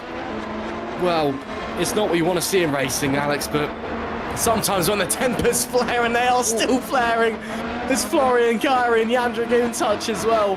This fight for P12 could be getting very, very violent very shortly. These tyres might just be made out of titanium. They're surviving so many hits this time around. You know, in Formula 1, you wouldn't see this at all. You'd have punctures everywhere. And yeah, that's unfortunate for Loic Moynier, who's got the short end of the stick. And I believe he's gone into the pit lane. He's down in P19 now behind his teammate Dominic Karshaven. Yeah, that's an interesting race for him and not gone quite as well as he wanted it to. Jan Dragoon not susceptible to the same thing that Jan Sakura pulled on him, holding that inside valiantly all the way to the braking zone for Jan Dragoon. But Florian Gaia is going to go for the outside. It's going to make it stick with that better traction. That's an amazing move around the outside for the German driver to get past Jan Dragoon, who's not having the greatest of moments at this point, falling back, constantly getting overtaken. So hopefully for him, he's able to pull one back, as he does, going into turn 1. He takes the inside from Florian Gaia. That's an amazing move from the drag racing driver, but Florian Gaia still there on the inside of turn 2. They're side by side going through turn 2, but it's going to be Gaia who's going to have the better exit. But yeah, Dragoon not giving up easily, looking to the outside now for turn 4. This could be an overtaking opportunity once more. Looks to the outside, but gets shown the door by Florian Gaia, and that's some amazing racing and almost a return of the favour for Jan Dragoon, who looked very racy to the inside in turn 1. Yeah, I mean, I've said it before on the GPVWC broadcast. You know, I'm very, very familiar with Jan Dragoon through other simulators which he got his start on. I know the ability the Czech driver has. And we're starting to see glimpses of it in our Factor 2 as Jack Mayer and Alex Laho wheel to wheel. Mayer manages to get into P1 as they're neck and neck coming out of the hairpin, but Laho super close. The Frenchman desperate to make it 3 wins out of 4 on lap 27 of 46, but the Englishman wants to do his country proud on St. George's Day. They run down the main straight, Mayer weaving this way and that way, almost contact between the pair of them, front left to rear right as they fly into the opening section. They're currently no contact there. Once again, getting a bit of a train forming for the lead. Mayer, Laho, Singh, Maggio, Herlog Got Roads Formula 2-3, Valley Esports 4-5, and Spark Racing just at 1. These guys are all very, very close. And once again, David Fardock and Vincent Gart potentially getting involved in this fight as well. It's DRS train, but it's a good DRS train because there's actually things going on. This is racing that we want to see. This is racing that we love to see. This is why we do what we do in sim racing. When we get moments like this, when we get races like this where it's neck and neck, it's tense. It could be anybody being on the top step at the end of the race. Oh, what a sport, what an e-sport this is. What a pleasure it is to be here at this current moment while it's all kicking off. As we make our way onto the back straight shortly once again, can Laho do anything? Maggio looking very, very racy compared to Singh on this previous lap. DRS coming up now, so that'll be whipped open. Does the Valley Esport car have the waft, have the grunt down the straight? I don't think it will. Pulls out to the inside, maybe trying to cool the engine a little bit there as they're coming into the hairpin again. Engine heating with a big long straight like that is something you have to think about. And coming out of the final corner this lap, no changes to be made. Lap 28 at 46, but it is still neck and neck stuff. Mayer can a little bit more breathing room for the race leader on this particular occasion. Doesn't have to go defensive down into turns 1 and 2. But Laho's still keeping it very honest, still within the DRS range. Now it's kind of, I almost feel, Alex, right now it's about whether you can hold your tyres almost. You know, it's got to that point where we're in a train. You know, you can try and go for the move, but it's almost like go-karting or Formula Ford. If you make a mistake going for the move or it doesn't quite go your way, you may find yourself losing out more positions than you would have gained. So I feel right now it's just about biding your time, sitting the train, watching your tyres and waiting for the laps to tick by so you can go forward and attack a little bit later on. Yeah, but you're still going to take those chances when they arrive, and Lahu showing a perfect example of that. He was right on the back of Mayer when we cut to him, and yeah, he tried for a move around the outside. We've seen it happen before. It's not particularly a place to make an overtake, and this actually seems to be the battle between the two road to formulas, Alex Lahu and Sandeep Singh, battling his team boss down the back straight. To be fair, it might as well be the main straight of the circuit. It's the longest straight, and yeah, it's quite an impressive straight nonetheless, but we don't seem to be seeing much action as Sandeep Singh seems to have fallen a bit off the back, and Maggio looks to the inside, but seems to be just cooling that engine once more, not trying for an overtake that much, and Herlock actually on the back of Alessandro Maggio, so this could be the battle into turn 1 between teammates, and yeah, we've got two cars of the same team right next to each other, two pairs of the same team, I should say, and look at how close Lahu is to Jack Mayer, further ahead into turn 1, or at least he was according to the interval, and this is how close those two teammates are. The road to Formula cars quite close together. It doesn't seem to be a battle forming between them, but Lahu closer this time around than he has been.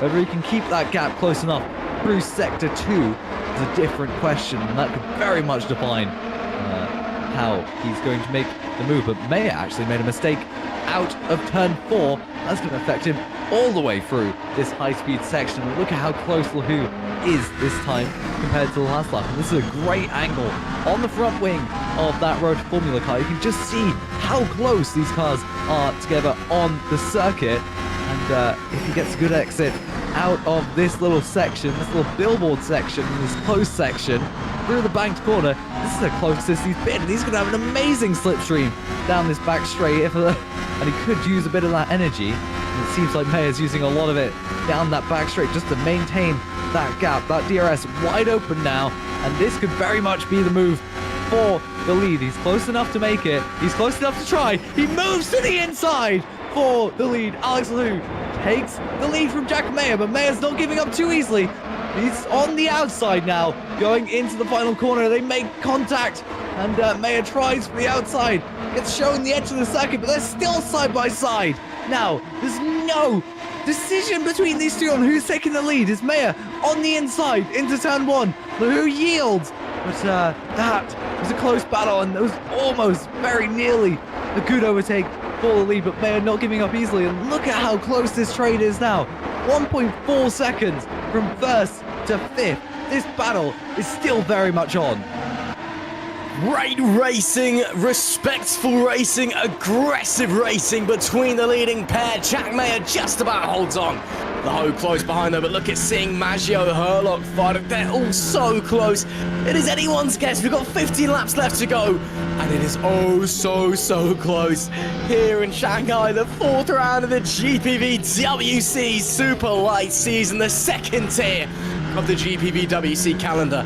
And once again, the 2nd tier is putting on the best racing that we're seeing at all. Mayer getting a great view out of the back of his Spark racing car at the 2 Road to Formula cars. Laho desperate to step back onto the top step of the podium after that disappointing P2 last time out with that collision with Maggio behind. Maggio will be desperate to a podium to prove his worth.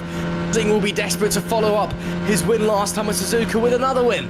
Well, Jack Mayer just wants to show why he's in Superlights in the first place. It's been a disappointing season so far for Mayer as Laho thought about a look to the inside, decided against the late on, but as I said, on board with the reigning FS1 and FS2 champion, he's doing a great job up the front. But as it stands, oh, who was that diving into the pits? One of the valet cars. That, I believe, is Alessandro Maggio on lap 31 of 46, now 32. Alessandro Maggio's just dived in.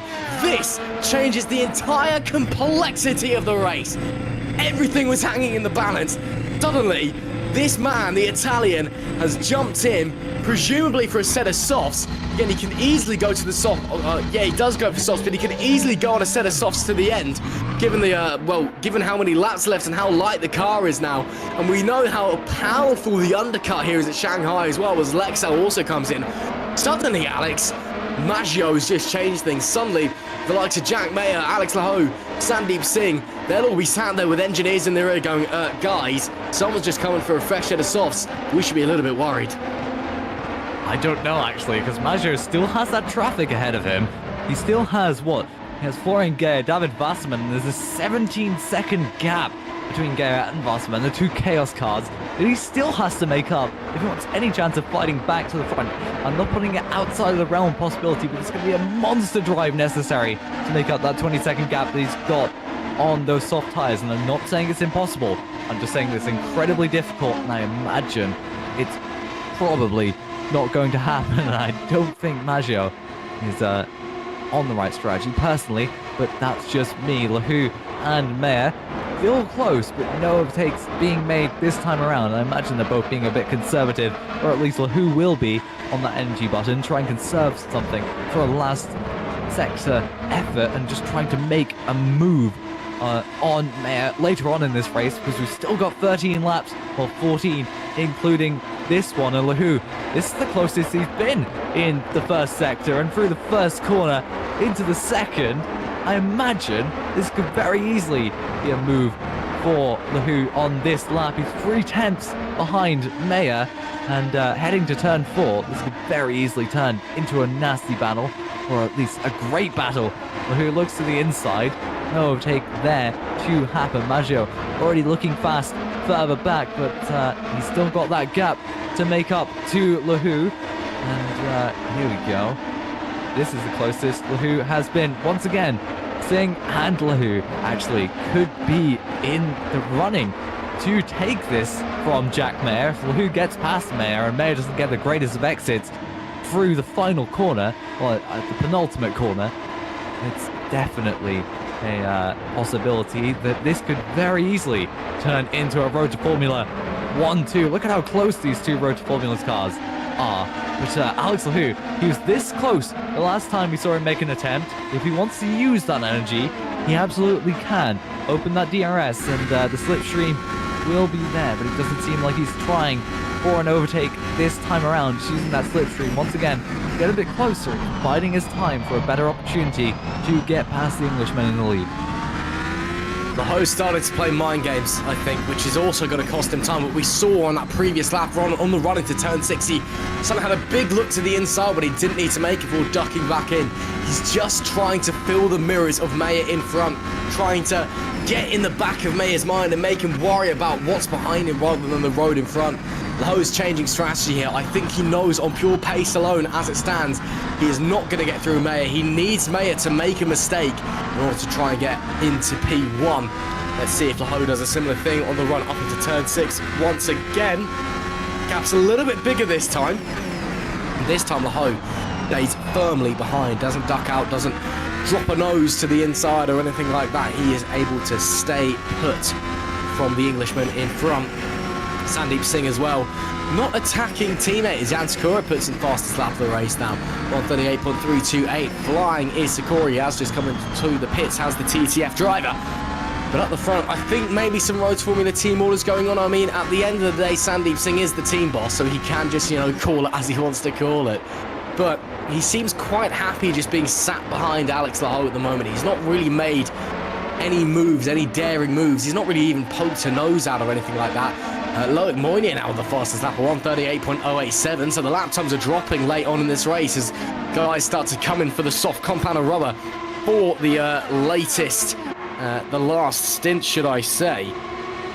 But coming in, and once again, oh, that was really laying on the brakes back there from Joseph Herlock, wasn't it? Maggio still trying to chop away at the time in P8 at the moment. He's 17 seconds away from Wasserman in 7th. Up the front, going into lap 35 of 46. Well, there's 11 laps left to run in this race, a race that has been tantalizingly tense and thrown caution to the wind and been brilliant the whole way through. We are starting to enter the final chapter and starting to see what the final outcome is going to be. What can Joseph Herlock do as he currently leads the Valet effort, presuming no more pit stops are going to happen? Maggio may have taken a gamble, but he has just set fastest lap of the race by a 10th of 137.929 there from the Italian. Great stuff from him, but is the gamble the right one onto the 2-stop? We'll have to wait and see. Up the front though, Mayer still holding off Laho and Singh. Herlock still biding his time, trying to find his way through the Indian driver. It is anyone's guess as to how it's all going to unfold. David Feidock and Vincent Gutt, don't forget about them as well. They're still in this conversation. Vincent Gutt will be determined to try and move forward, to try and maximise Spark Racing's points in this race, given that Mayer, his teammate, is currently leading. As we make our way through the second snail section once again, how the gap's looking. Laho looks like he's dropped back quite significantly from Mayer on this previous lap. So coming on to the big back straight, I don't think any attempts going to be made. Feidock to Herlock looks quite close though. Of course, they'll both get the DRS. So Feidock may have to go to a big dive, but they're definitely the closest gap out of the bunch. Look at Laho though with the new engine in the back of the thing. Unable to make the move that time. Let's get Alex Laho though. In this instance, it looks like going on to his 3rd engine unit of the season already. Right now, he could be paying dividends, but he's not winning the race as it stands, and later on in the season could impact him. But given just the true power nature of the Shanghai International Circuit, anything's possible, I suppose. As a certain Boston Celtics player once said, lap 36 of 46. Mayer from Laho, from Singh, your top 3. Herlock, Feidock, Gutt, all in the fight for the podium places and the lead as well.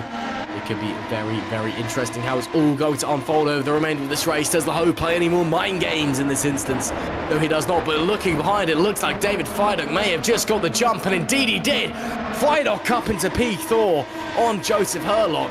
So David Feidock for True North, the former Super League driver, has come in here and he's chosen blood. He wants a podium, and he, Alex, is going to do whatever he can to get there.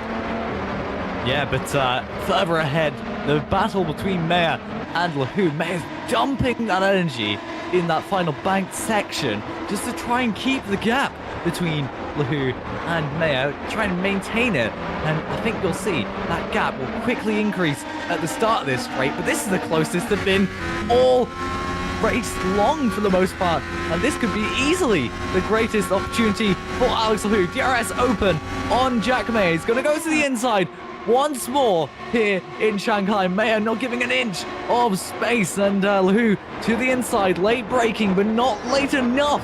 Mayer holds the outside. Laho a bit shaky on the throttle, and Mayer is able to hold that around the outside. He's held on to the lead, and Laho seems to be struggling for his tyres and for his traction out of the final corners, and that's going to hurt him a lot. But he's still close into turn one. He looks to the inside, no space there for Laho this time around, but there's still plenty of opportunity if he's able to stay this close to Mayer, the English driver. Singh wants to get in on this action, I would imagine, but sort of holding off to ensure that he doesn't impede his teammate, or at least any chance of getting onto the top step of the podium for the Road to Formula team. There's a battle further back between Mitchell. Mitchell seems to be dropping back a little bit down the road. The drag racing is not having a great race at all for them, but this is still the battle at the front, and this is the closest we've seen any battle at the front of the race in at any point in this season. Most of the part, it's been 3 seconds between first and second for the entire race. We've not even had them outside of a second at any point throughout this race around here in Shanghai. Who got a better exit out of this final corner, or this final banked corner onto the back straight. Once again, Mayer dumping that energy. 4 temps between them, or 5 temps between them, depending on how you want to look at it. Mayer straight to the inside this time around, sort of breaking that toe. And Lahu looks to the inside. He's going to go for it, actually, but can't find a gap there. That was unfortunate for Lahu. It looked like it was there, but just couldn't get on the brakes late enough to make the move on Mayer. Yeah, not quite that time for Alex Lahu, but look how close he is now with the DRS, lap 38. Here we go, maybe to the inside, no. Forced the long way round by Jack Mayer, almost contact between the pair. But Alex Lahu, the long way round, there is contact between the pair. Still side by side, this is brilliant action. Sandeep Singh looking for a way through as well. Alex Lahu to the lead of the race. Brilliant, brilliant stuff from the Frenchman. How does Mayer respond? Dummies to the inside, goes the long way around once again. We've seen this is possible earlier on. Does he get the drive out of the corner? I don't think he does. Still a wheel there to the inside though, into the left-hander, but Lahu sweeps it round. Brilliant racing there from the front pair. And the Frenchman back to the lead of the race. What can Jack Mayer do now to counter this disappointment as he drops down into second? That, though, was superb from Alex Lahu to get up into the lead. And lap 38 of 46 is not done and dusted yet, but that'll be a hammer blow to Jack Mayer. Now he's got to try and get back through. Hope he has enough tyre left as well. Again, these guys are very much committed to the one stopper at this point, so it's going to be almost like dancing on ice at the end of the race. Jack Mayer at this current moment in time, bit too far back to challenge with the DRS down into turn 1. So, turn 1, the final hairpin, should I say. So, for the time being, he will have to settle for P2, as we'll shortly go into lap 39. But man, oh man, oh man, what a brilliant move that was from Alex Lahu to get through up into the lead of the race. Simply superb stuff. Can Mayer try anything down into the opening corner? Lahu's gone really defensive there. Mayer looks to the outside. Can he get the cut back? No, Lahu able to hold that Road to Formula car to the inside. Great car control from him to negotiate its way after slicing this way and that way in the braking zone to just convince the car to stay where he wanted it to. Mayer will continue to hold on to that second place for the time being, maybe already looking in the mirrors at Sandeep Singh behind, but mentally he'll be focused on the driver in front, the Frenchman in front, who's looking to make it 3 wins out of 4 and 4 podiums in a row. Came into this year being questioned why he'd been signed by a top team in the Superlights, and on his already showing people why exactly he was signed, because he's got the pace, he's put the work in over the winter. Alex Lahu, well, he's doing an incredible job right now. But Jack Mayer, again, the reigning FS1 champion, the back-to-back FS2 and FS1 champions, one of the only people to do that in GPVWC history. He's showing why he was ready to make the jump up to Superlights, even if it wasn't obvious. And even then, a P2 would be his best result of the year so far. Or a best result, should I say, that would be a joint best result. He also took second in Saudi Arabia, but still 2 podiums, 2 second places. Monster stuff from the Englishman. Oh, a little bit of a wobble from the rear of the car as he flicked the front end into the hairpin. Just somehow unbalanced the rear of the car. Not entirely sure how that happened, but he's able to keep it going. It didn't cost him any time. Got the DRS once again, but still too far back to try and challenge. I think, Alex, at this point, for Jack Mayer, it's just about rest, recuperate, resettle, and then as we get into the final, maybe 3 or 2 laps to the race, then it's maximum attack, do or die, go for the win or bust. Yeah, and the job for Singh in terms of road to Formula is to apply pressure onto Mayer, and it seems like he's doing a great job. They're not really able to hold with Lahu, and Singh probably looking to get past Mayer at this point to make it a 1-2 for road to Formula. If he does, it'll be the second in a row for the road to Formula team, considering last time out in Suzuka. But again, if road to Formula win this race, it'll be their 6th race in a row in the series that they have won, winning 2 at the end of last season. Thanks, Ed Hunter, for that little snippet of information. They're on to win the 6 races in a row. Lahu is able to stay ahead. 8 tenths between Mayer as we head into the twiggly section at the end of the track, and Singh probably close enough if he's able to get a good enough exit out of this banked corner. And here we go. This could be a move, but no, we haven't seen it from this far back just yet, but it's not out of the possibility. And there's Prix. Similar intervals for all the top 5 between each car, about 6 tenths, 7 tenths for all of them. Yeah, just not quite close enough at that current position, but we are getting deeper and deeper into the race. We are not far away from the dying moments. In fact, as we cross the line this time by 5 to go. And it is still neck and neck up the front. There's still a 6-car train for the lead. Oh, brilliant, just brilliant. This is why we watch Superlights. This is why we do what we do. Absolutely phenomenal action from start to finish in a circuit that doesn't typically breed such great racing. It's just been absolutely spectacular here this evening. If you have just joined us, my goodness me, you've missed one hell of a race. 5 laps to go here at the Shanghai International Circuit, nestled on the coast of China. Lahu leads from pole, but he hasn't led every lap. He's been trading positions with a man in 2nd place, Jack Mayer, all throughout the race, as Sandeep Singh has patiently sat in 3rd and watched David Fairdock, currently P4 as well, has been slowly scything his way through the field, with Herlock P5, Vincent Gutt P6, Vassman in P7, and Alessandro Maggio in P8. He was running up the front early on. He went for the gamble of a 2-stopper. Unfortunately for the Italian, looks like it was not the way to go. As we go onto the back straight once again, Singh looking slightly closer to Mayer on this particular occasion, but I do not think he's close enough. But as I say that, actually, further back, Vincent Gutt goes for it. Up the front, Singh's going for it on Mayer as well, to the inside. That is Singh up into 2nd place, shoves Mayer outside. That is aggressive stuff, and that could be the end of Mayer's chances for the race win. That was brilliant, methodical and calculated from Sandeep Singh. Waited the entire race for the gap to appear, and finally it did appear, and he, well, just bullied his way through Jack Mayer, shoved him out wide and gone, this is why we're the team that's leading the championship.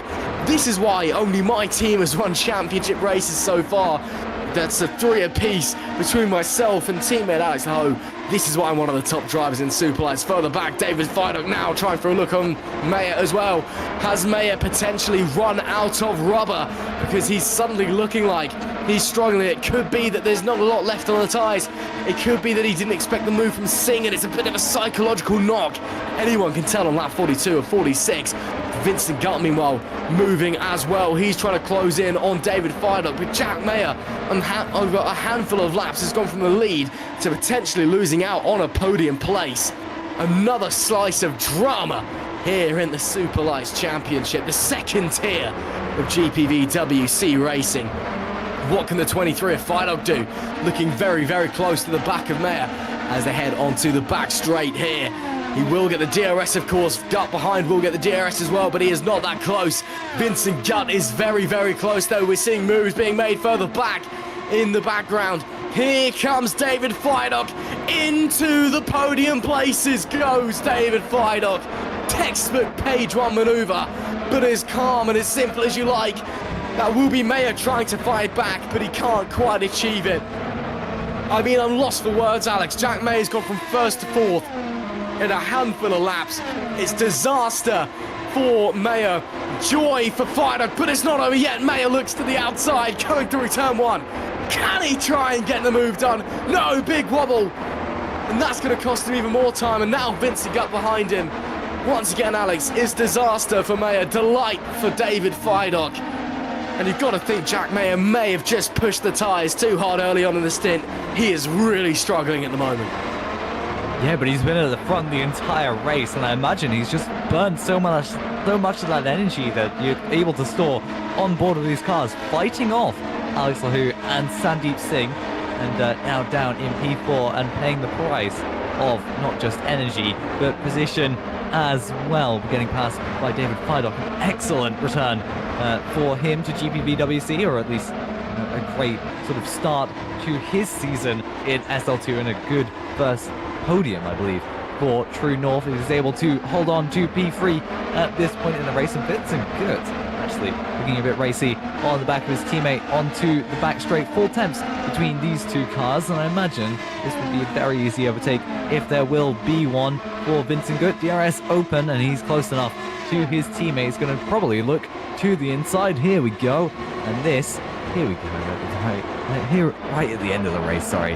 We've got a bit of racing action that we were lacking for the middle of it, and it's all kicking off in the last 10 laps as Vincent Gutt makes a very nice move on his teammate for P4, but there's still a fight between the two Spark racing cars, and hopefully this does not end in tears for the team. Mayer to the inside, very well held off by Vincent Gutt up into P4 very securely, and Mayer not having a great final section of this race. 3 laps to go, 3-0 at the Emirates, Arsenal 3-0 up, and it is getting crazy here at Shanghai as well. I feel like Jack Mayer's just run out of rubber. It's reached the end of its life, those medium tyres. David Wasserman potentially holding in as well, and the man who has led most of the race is potentially going to fall down into P6 as it becomes a road to Formula 1-2 once again on lap 44 of 46. Oh, what a race we've had here at Shanghai. 2, if I say so myself, absolute bangers have been served up here in the GPVWC Superlights. Just absolutely incredible action. I just can't believe what I've seen. It's been an incredible race once again on display. Vincent Gutt, of course, Vincent Gutt and Mayer would not have fought that hard given they are teammates, but you know, it was still a bit of a back and forth between the pair of them. Gutt ultimately slid through. Again, I think Mayer has just about had the rubber. Well, yeah, you can see there Luke Mitchell's dropped out of the race really late on. Big shame for the Drake Racing driver. Luke Mitchell on lap 44 or 46, down and out of the race. That makes it for retirement. He joins Ragota Urban and Zanini. As we head on to the penultimate lap of the race, Laho and Singh not separated by very much. Do we see team orders here, or is it a straight fight between the pair of them? Again, Laho does have the new engine in the back of that Road to Formula car. On the straights, he will have the pace, even with Singh's DRS. It's anyone's guess. I mean, they've got 2 wins for Laho, 1 win for Singh so far in this championship. Maybe Singh fancies making it equal pegging and making it 2 in a row. We'll have to wait and see. But as it stands on lap 45 and 46, Alex, it's Laho from Singh from Faulkes, your top 3. David Faulkes had a fine drive, it must be said, as Jack Mayer runs out of rubber and runs out of time towards the end of the race.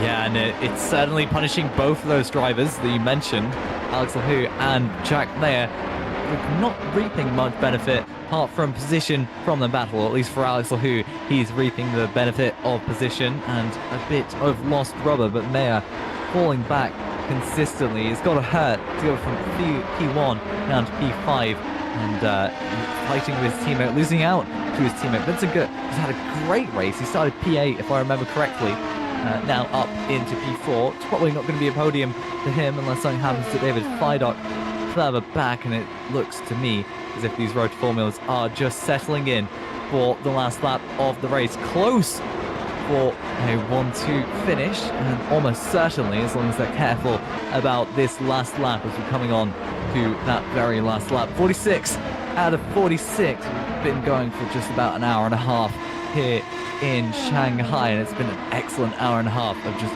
incredible racing, and it's 0.2 of a second between the two teammates, and I doubt there's going to be a bit of a race thing on the last lap. Alex Lahu has almost earned this position, the P1 for these two drivers, and just look at how close they are, and it'd be a shame if it would go down the drain for them now. But David Fidot, the True North, also as well further back, P3 after a great fight up for True North. First podium of the season for them, as long as he gets it across the line. I don't want to jinx anything just yet, but that's just the conversation we've had. I'd be interested to know what happened to Luke Mitchell. It was a yellow in Sector 1 for him, but we're currently navigating the second and now to the third sector of the circuit. The two Road to Formula cars, Singh dropping off a little bit, just being careful behind Alex Lowe, not hitting him, not risking anything on the last lap, just ensuring the best result for the team. And it certainly will be a good result for Road to Formula this time around, and it will be 4 wins when they cross the line. Well, it's been a hell of a performance from the Road to Formula guys, and they have had to fight for it with a handful of turns to go. Late in the race, well, just a few laps ago, it was looking tense, but now they can cruise to victory for a photo finish. With 1 corner to go, it's going to be 3 out of 4 for Alex Laho. He had to fight for this one, but after a disappointing time at Suzuka, Laho returns to the top step of the podium with a scintillating performance. Alex Laho takes a well-deserved victory, with Sandeep Singh holding on for P2 in the end. David Fidok with the driver of the day from me. What a performance up into P3 with Vincent Gunn on P4. Jack Mayer, he will be devastated with that P5. Just ran out of tyre at the end. But Alex Laho, the championship leader, extends the gap even further. What a performance from the Frenchman to get back up there once again. Brilliant, brilliant action here at China. You can see Jack Mayer's on, he's not even going to complete the formation lap. He's just escaping back to the pits. David Vassman, great result for Chaos Racing there in P6. Herlock and Maggio 7th and 8th. Disappointing for the Valet guys. Once again, Maggio with a result that doesn't reflect his ability and his performance throughout the race. But Laho, to celebrate his 3rd win of the season in just 4 races, almost shoves it into the barrier, but does some donuts. The Frenchman is doing an incredible job so far this season, and is proving all the doubters wrong. All of those who said that he was the wrong signing for Road to Formula Racing, well, I'd like to hear you now. It is Alex Laho once again on the top step of the podium in GPVWC Superlights. Sandeep Singh takes home 2nd for a Road to Formula 1-2 with David Fidok with a fantastic drive to get onto the podium. Vincent Gutler's P4 with Jack Mayer unfortunately dropping down to P5 in the last moments. David Vassman in 6th with Herlock and Maggio making it a Valet P7 and 8. Florian Guy was 9th. Stephen Lexau, he rounded out our top 10 for Red Ven Racing. A great drive from him as well to sneak up into that top 10.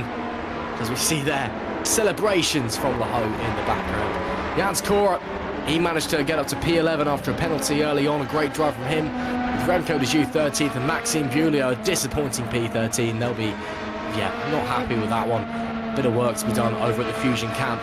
Dominic Koroshavin was 14th with Matthews Pishkan in P15. Jan Dragoon in 16th with Thomas Cook as 17th. Loic Moynier in P18th after a spin halfway through the race. Janssen Bintz in P19 and Michel Galka in P20. He was the last of our finishers who made the checkered flag. And then we did just have a handful of DNS who I'm sure we will see in just a moment. And there we are, we did in fact lose Luke Mitchell very late on. We also lost Alexander Ragota and Dennis Irvin and Davide Zanini, both going out on the opening lap of the race. Well, that is it then from us here at Shanghai. We'll wait to see if we've got any interviews coming along. But Alex, once again, a great race we've had here in the GPVWC Superlights. And once again, it's Alex Laho on the top step of the podium. Yeah, and this is one of the fights for the championship lead. Well, I can say that. One of the fights for the lead of the race of all time, as Laho is doing some interesting celebrations, that's for sure. It seems a bit frenzied in my opinion, but great race from Road to Formula, who were fighting back for the most part after that great overtake by Jack Mayer on lap 1. That was rather fantastic in my opinion, but that was just one of the races that's probably going to be remembered. It was boring in the middle, but it ramped up very quickly. Absolutely. It's time for a few interviews, I think. We may as well start with the race winner, Alex Laho. We'll drag in his team boss in a minute, but Alex, once again, you're on the top step of the podium in 2024. Yeah, we're very quick here. We're very efficient. But, you were on the top step of the podium once again and a great result. But you had to fight for that one. Talk us through it. Yeah, Wally. I guess you saw on the last lap that I bottled because of the curb on the final corner. I bottled possible 0.7 in quali. Unlucky. Still pole position, so I don't complain. I had a little bit of fear coming into this race because I feel really bad right now. Like my nose is starting to run. I feel tired. My eyes are wanting me to close them forever. Yeah, it doesn't feel good, but finally, at least there's the race win, so there's that. It was going well in practice. Tire wear was doing fine. I was actually very, what's the word? Worried about the front left, but it turned out to be okay at the end of the day. Congrats to David on his podium after a long time. Yeah, want you for the team. What can I say? Yeah, absolutely. Big congratulations to David. We'll speak to him in a moment. And of course, a great race win to make you feel a little bit better if you're coming down with an illness. But yeah, talk us through your fight with Jack Mayer. You having a titanic battle all race long. What was running through your mind? What was running through your mind? Did you think at any point, he may be faster than me, or did you know that you had it at the end of the day, or were you just kind of just fighting and seeing what happened? Well, it was pretty much see what happens, because the longer the stint went on, the closer I could get to him. So there was one point in time in the medium stint where I just kept the pressure on, attacking every time on the back straight, and one of them actually eventually worked. I don't know what happened, but I got damage on my side pod, so I don't very much like this, but the damage model is very weird this year. Too sensitive in my opinion. But what a battle, man. I very much enjoyed this, as much as I did in Suzuka. No, it was an absolutely wonderful fight, and this time he came out on top. Another big congratulations, Alex. Back on the podium, or the top step of the podium once again, and extended your championship lead again. Well done. Yep, thank you, Ross, and have a great evening, guys. You too, my friend. That was Alex Laho. Will drag in his team boss and the man who finished in second place, Sandeep Singh, as well. Sandeep, if you can hear us, a great result for you, a great result for the team, and a fierce battle between a lot of drivers all race through. Talk us through that one. It was slow. Is that all we're getting? Yeah, I mean, it was a slow race. Like me and Alex had a lot more pace in our pocket. We were just like, we struggled a little bit in dirt, yeah. But eventually we got the overtakes done when we needed, and got the 1-2. I was close to him at the end, and we just decided to call it, just take the constructor points. That was a mutual decision for us. No, that's fair enough. I did get the vibe that there's been a bit of team orders going on there. But I mean, even if you thought it was slow, you were just kind of sat there. To us, it was a great race. You kind of at one point you had 9 cars all within 3 or 4 seconds of the leader. What was that like? Kind of being sat on that DRS train every single lap. You could be making an overtake, or overtakes could be happening. That's fine. Yeah. I said I was just sitting there. I didn't need to make a move until I knew the right moment to. That's like Maggio I knew was pitting early, so I was like, there's no need to risk my car against him, and I knew his balance eyes, and then I like cruised straight up to the top 2 as soon as Maggio pitted, and then I just decided at that point when Alex took the lead, I was like, okay, he's not gonna know when Jack pits, so I just said to Alex, I'll pit the same lap as Jack, and just followed him in. Got a little bit unlucky with the traffic, but again, I just cruised straight back up to them, no problem. But like, I didn't even know there was 9 cars in that train. I wasn't really looking at my mirrors that whole race. I was only looking ahead. Well, it was a great result for you, it must be said. And again, for the team as well, picking up great points. You're back on the podium once again. You should be very, very happy moving forward. Yeah, I mean, I don't know if you noticed, I was on the oldest engine as well. Yeah, no, I did see that. We did mention that actually. Actually, do just talk us through that quickly. What's the kind of deal with engines over at Frota Formula? Because I can see that Alex is on some very very fresh engines, and then you're not. What's the decision making behind that? Just that I trust that I had enough faith in myself to get away with a couple of rounds with all the engines. So I did it at Jeddah and I got a podium, and I've done it here in China and I've got a podium again. I won't give away what I'm doing for the next 2 races, but eventually this will like benefit me over the long term. So, Well, we'll have to wait and see. Thanks for talking to us, Sandeep, and a great result for you out there. thank you. That was Sandeep Singh. Alex, if you would like to take an interview, there's many people in the interview waiting for one. I know Vincent Gutt doesn't want one, but if you'd like to do one, you are more than welcome to, my friend. I mean, we just have to get in the entire podium, don't we? David Fidok will be joining us just now. David, congratulations, P3, and a good return for the podium for you and True North. Yeah, first podium since China in Super League, so this track's kind of kind to me.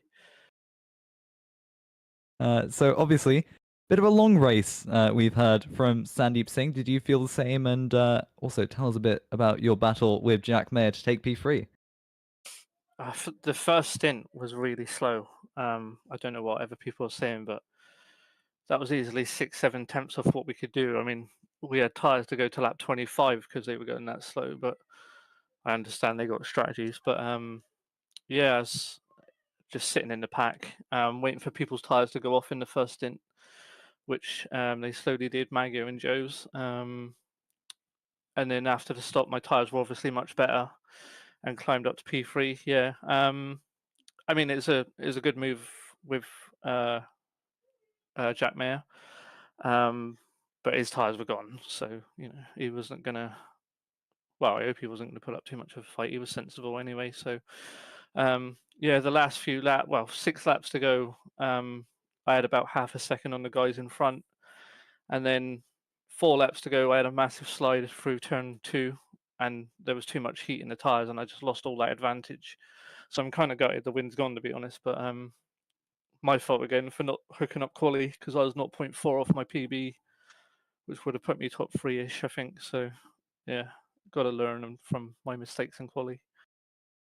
I mean, to fight back to P3 from P7 is very impressive, and I have to congratulate you on that. And I was just about to ask you about your qualifying performance, because obviously to get P3 from P7 doesn't happen that often, but clearly China is sort of happy with rewarding you, even with sort of, I guess in your own words, a lackluster qualifying performance. Anyway, thank you, David. Congratulations on P3, and we hope to see you on the podium in future races, if not on the top step.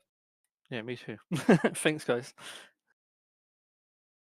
That was David Fidok and the P3 sitter for our race. And Ross, I don't know if you want to take one more for the interviews.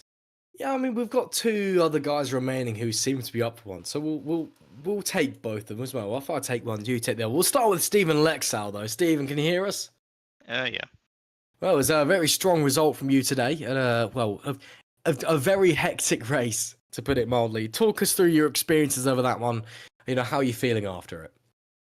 Yeah, I guess the preparation was a bit lackluster. I did about 40 laps on Saturday and thought that the car was feeling great, not knowing that the others were putting on 30% more downforce than me, and I could immediately feel it in the practice session. So a little bit of a mistake from my side, and then had to go through it. Yeah, but it also meant that I had like 10 kph more on the straights than others, which made overtaking quite fun today. Absolutely. You were certainly having a few overtakes, to put it lightly, and a great result as well, especially given the DNF last time out as well. So you've got to be feeling pretty happy, with the result that you've got today, and with your performance overall. I guess I'm pretty disappointed because looking at the pace in Japan, I would have had the pace for top 5 probably. But yeah, unfortunately, I messed up that day. didn't give enough space and DNF'd. Yeah, Suzuka is my favorite track of all time, so yeah, I thought that maybe in China I could get a good result as well. But yeah, I mean, P10 is alright for considering the mishabit or the misjudgment in downforce. No, that's fair enough. Well, thank you for talking to us anyway, Steve. Unfortunately, we're a bit close for time, so I'll have to let you go. But again, still a strong result for you out there today. Thank you very much. Yep, thank you. That was Stephen Lexout. Alex, if you want to take in Florian Guy for the last one, you're more than welcome to. Or I'm Yeah, happy we to take it as well. Go, be my We guest have then. just about enough time for Florian. Finish P9. Hello, Florian. Hi. P9 in the race and P6 in qualifying. Probably a unremarkable race for you. You had a good few battles, but is this one to forget? Well, hello, first of all. No, not really. Like, quali is kind of where we expect ourselves, like P6, P7 behind the top 3 teams. So pace was as expected, although we didn't do much practice. It's still pretty good. I lost the spot at the start, and then into turn 3, I misjudged. I nearly did a bit of a stroll, but instead of collecting the car in front, I just went straight and had to go like off track, and yeah, lost like, I think I went down to P13, if I'm not mistaken. Yeah, and then it's game over. Like the few cars ahead, they were too slow for me, but fast enough to kind of stay in position. And then I just went long to be able to run the mediums in the final stint.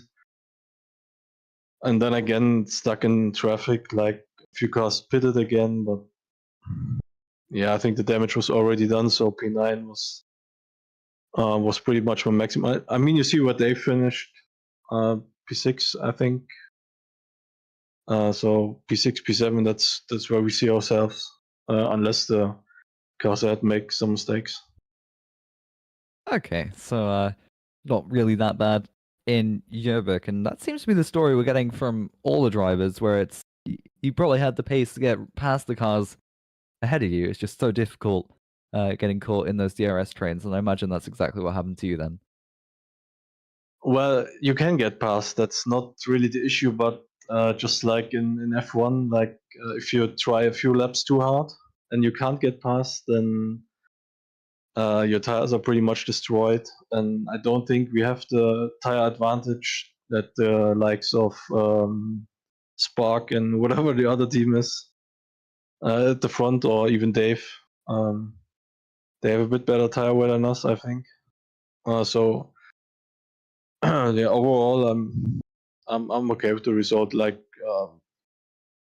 considering my health and stuff, I'm pretty pleased, to be honest. All right then, thank you, Florian, and hopefully you have a better race. Well, I say better race. You can't get too much more than what you had, but yeah, hopefully better next time around for you, and good luck. Yeah, well, better than P9 is pretty possible, so it's not the issue. But yeah, thanks, Thank you, man. Florian. Well then, that's about all we got time for here in the commentary box. I mean, Alex, just what a race we've just had on our hands here. Once again, GPVWC, it is served us up with another absolutely incredible event. Yeah, and I feel a need because I haven't drank for the entire duration of the race, and after shouting so much, that was a very exciting race, to say the least. I'm going to probably go and drink 2 glasses of water there and thereabouts. So yeah. Absolutely understandable, my friend. Well, thank you very much for joining us for once again what has been a brilliant GPVWC Superlights race. Of course, in 2 days' time, the Super League are coming to China. That's the 25th of April. So make sure that you're tuning in for then. Here in Superlights, though, we'll be back on the 7th of May as we head to the Autodromo Enzo Edino Ferrari, better known as Imola. We'll see you then.